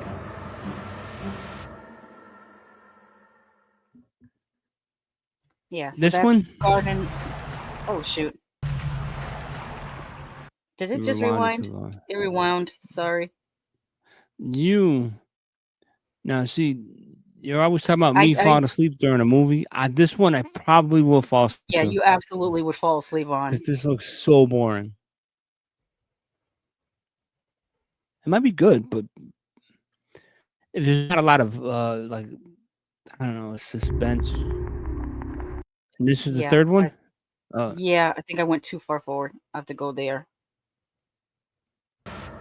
There we go. Yeah, all right. Here's the next one. Yeah, I'll VOD. Now this is sci-fi horror. This is one you told me about because I didn't know that this full trailer had dropped. This is the first time watching it. Yes. Okay, that looks cool. Why would the monitor still look like this though? Well, I guess they're trying to keep the continuity. I get it. The continuity from forget I said that. 4, 3, 2, 1. Neverland Research Island. She's ready. 2520 or 20. You're going to be the first person to transition from a human body to a synthetic. Okay. I don't know why they would include something like this. They're George Lucasing us, is how I feel. You know how George Lucas kept on adding lore to Star Wars and adding lore to Star Wars? I feel like no, this is because that what one was it with Winona Ryder? And Sigourney was a clone.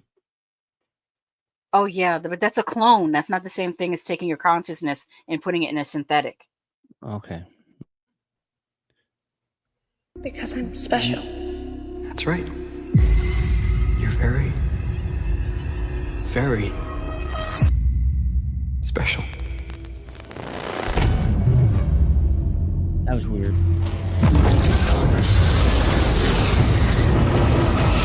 Bam! We have a downed spacecraft. I want what's on that ship. We can do it. We're fast. We're strong. We don't break. That's right.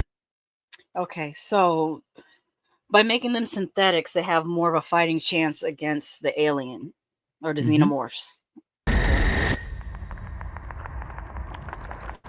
It's like a zoo, but the animals got out. This ship collected 5 different life forms from the darkest corners of the universe. Thank you. Monsters.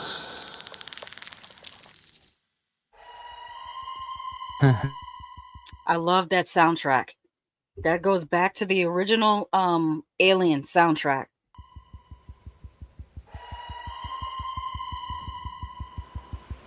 I'm telling you.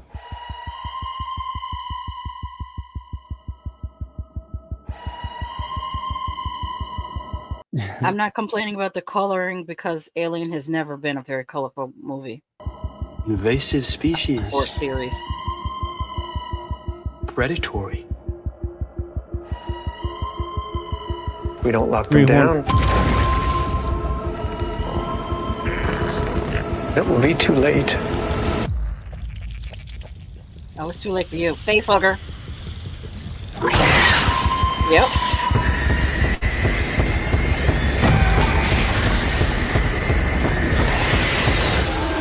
This shit looks awesome. My thing is, okay, August 12th. August 12th. Can they stretch this? You notice something about it? What? Yeah, it's a series. It's a series. Mm-hmm. What I'm hoping for is like, let's say it's like a 10 episode series. Mm-hmm. I'm hoping that we get like backstory for like the first 5 or 6, and then you get the alien, them fight the alien for the last 4, or like the season finale. I just hope they don't do that to us. I hope it's like a series, hour-long movie that they broke into 4 or 6 parts, or you know what I mean? That's my philosophy, because it looks good. Yeah. But did you lose your mic? No. Double Feature says, I'm here for this.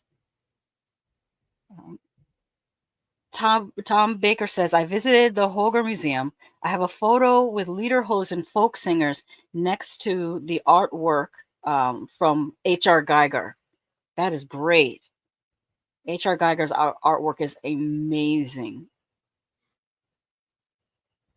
Yeah. The I got you, Tom Baker. I knew exactly what you were trying to say. But yeah, I like that they're doing this now to interesting shows. Mm-hmm. Like there's one on Netflix. I don't remember the name of it. It's going to. I was reading about it, and I should have copied it. But it's a South Korean. It looks like it's a South Korean action.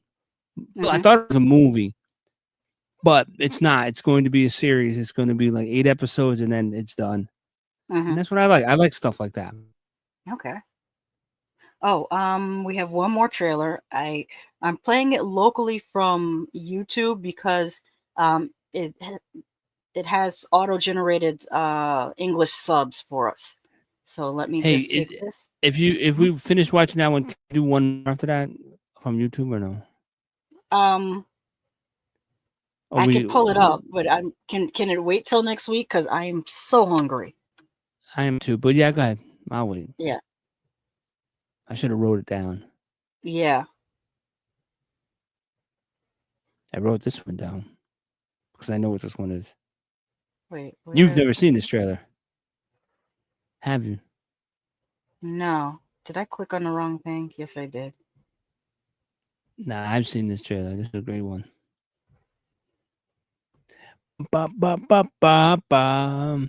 Thank you, Tom Baker. This is a great stream. Oh, that's double. Oh, thank you. I'm leaving you guys. Hold on. We got one more stream, or one more trailer. Yeah. Let me try to make it a little bit larger. There we go. Yeah. All right, let's get into this one.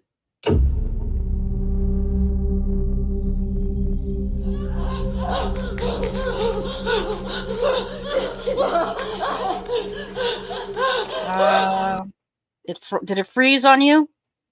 It froze on me. Side? Okay, so I'm going to try to start it again. Where the other trailers were too sepia, this is super blue.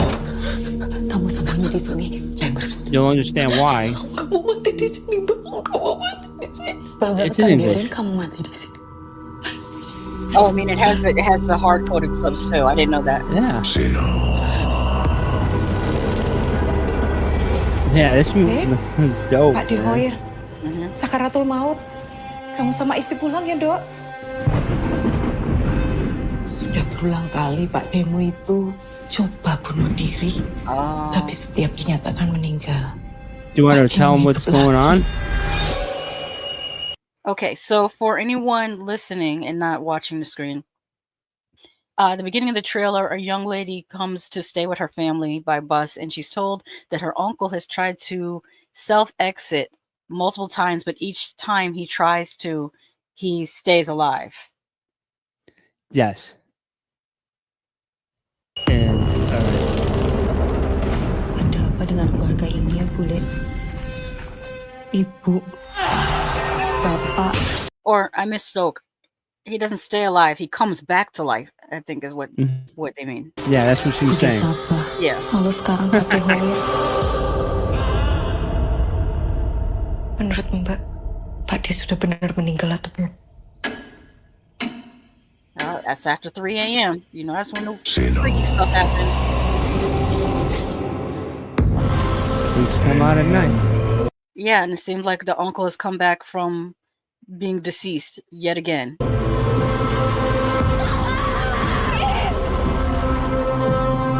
Yeah.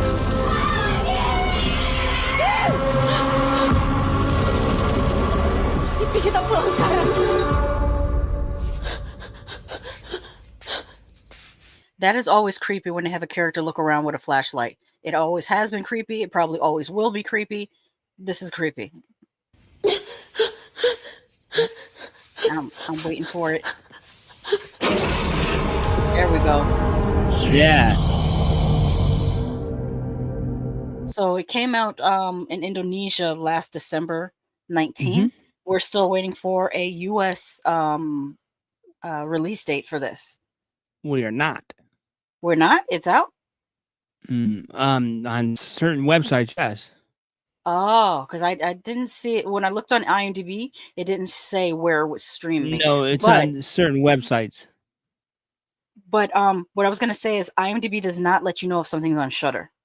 Shudder does not list whether it's on there or not. So sometimes these things are on Shudder, and you just have to go to the Shudder app to see if it's there. Yeah, this one, I saw this trailer and I was like, oh, I'm going to watch this one. Now that I have the app open, what is the other trailer that you want me to pull up? Deadware. Deadware. All right. Deadware trailer. Tell me what Silent you think. Raven Films. It says 3 years ago. Yeah, Right, I and saw it's this found- trailer earlier. And it's found footage, so let's check it out.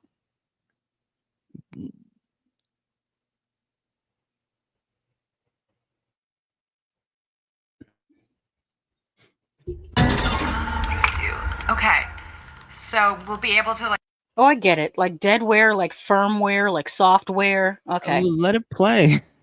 Yeah. Both see the same thing and like go to websites together. No Sleep Films. Yeah, what are you guys up to? I did send her some emails and never really got a response, but what is House of Hunger? That looks like they took that picture from like when you Google for like just like Shutterstock. like Shutterstock, yeah. Try it for a few minutes. Welcome to the House of Hunger. Notice how it says my video on top of their videos. Inside, you will guide yourself through the endless rooms and hallways in order to make it out alive. You know the weird thing? Girl? Yeah. There's my VHS stuff. I'm really liking the VHS. If I hadn't said that enough times today. Didn't it kind of look like Amy? I didn't click it. Wasn't me. It looks like she thinks the game is haunted. I don't want to play this anymore. It's just a stupid game. It's starting to freak me out. Amy333 wants to join your video chat. Do you want to accept? Heck no, because you don't know who this person is. This is giving me shades of Unfriended mixed with Live Scream. If you've seen movies, Live Scream and Unfriended. I know you like it. God. Amy? Amy? What is that? That looks like the catacombs underneath France with all those skulls and stuff. Oh, she's twisted. She's messed up in the head.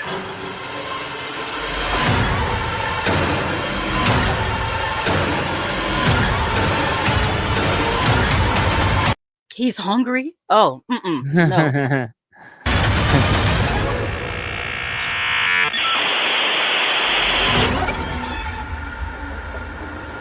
I always have to do a trick. I hate when they do this. Okay, they didn't do it. Restarting. I'm semi interested. I feel like this could either be really good or really horrible. Like there's no in between. Yeah. It's not even gonna be mid. It's either really good or awful. Exactly. You got to give it a chance. Mm-hmm. But you also thought No Entrades was going to be horrible. I did think that that Do Not Enter was gonna be bad, and it was surprisingly It was good. excellent. Mm-hmm. One of those another found footage movie that I found. Sometimes I do find some gems. good ones. Yep. But there's a I think lot it of was them you I that- watch. I'm like, oh. I want to say it was you that stumbled onto Rec all those years ago. Yeah, that was that a you? suggestion. That was a suggestion from my coworkers Mm-hmm. from the TV studio I worked at. He said, "Hey, you're watching all these movies. You got to try this movie called Wreck." Mm-hmm. I said, "Why?" And he said, "Trust me. The ending will blow your mind." It was great. Before we get out of here, let me remind everyone that I did do an episode of Horror Week yesterday. It's 3+ hours of horror industry news. We talked about everything from Jordan Peele originally wanting the screenplay for Weapons to be produced by his Monkey Paw Productions. We talked about the other and many other upcoming horror films. We also talked about physical media releases like Texas Chainsaw Massacre 2003, as well as Texas Chainsaw Massacre The Beginning 4K and Steelbook releases. And we also took a little sneak peek of a featurette about the FX behind Sinners. And that is going to be on their 4K Blu-ray release as well. They have lots of featurettes with their physical media release. Also, tomorrow afternoon at 5 p.m. Eastern, 2 p.m. Pacific Standard Time, we will be doing another episode of Voyage to the Bottom of the Barrel, where we will be talking about Dangerous Feelings and The Grinch That Stole Bitches. Two Tubi movies that are probably horrible. Well, not probably. I already know they're horrible. But that is the whole point of Voyage to the Bottom of the Barrel. We watch the worst of the worst movies and talk about them with the goal of getting a perfect 0 score on our movies. So again, that is going to be on my channel tomorrow at 5 p.m. Eastern, 2 p.m. Pacific Standard Time. Let me think of what that'll be 10 p.m. In the UK. So 10 p.m. tomorrow night, we'll be back talking about Dangerous Feelings and The Grinch That Stole Bitches. And with that, oh yeah. Oh wait, before we leave, read the last 6 last chats. Okay. So, Double Feature says, I'm intrigued. Tom Baker says, I think this will be bad. He also says, I bet the best bits are in the trailer. Yeah. Tom Baker says, I will also watch Hereditary. Let me know what you think of these movies once you've watched them too, Tom. And Tom Baker says, so 3 movies. Yes, you got 3 movies on your list. It's got Hereditary, Bring Her Back, and Talk to Me. Yep. And with that, we are out of here. Everyone have a good night. Get some rest. Have a great weekend. Yes, have a good weekend. And I will see you tomorrow afternoon. Good night. Bye, y'all.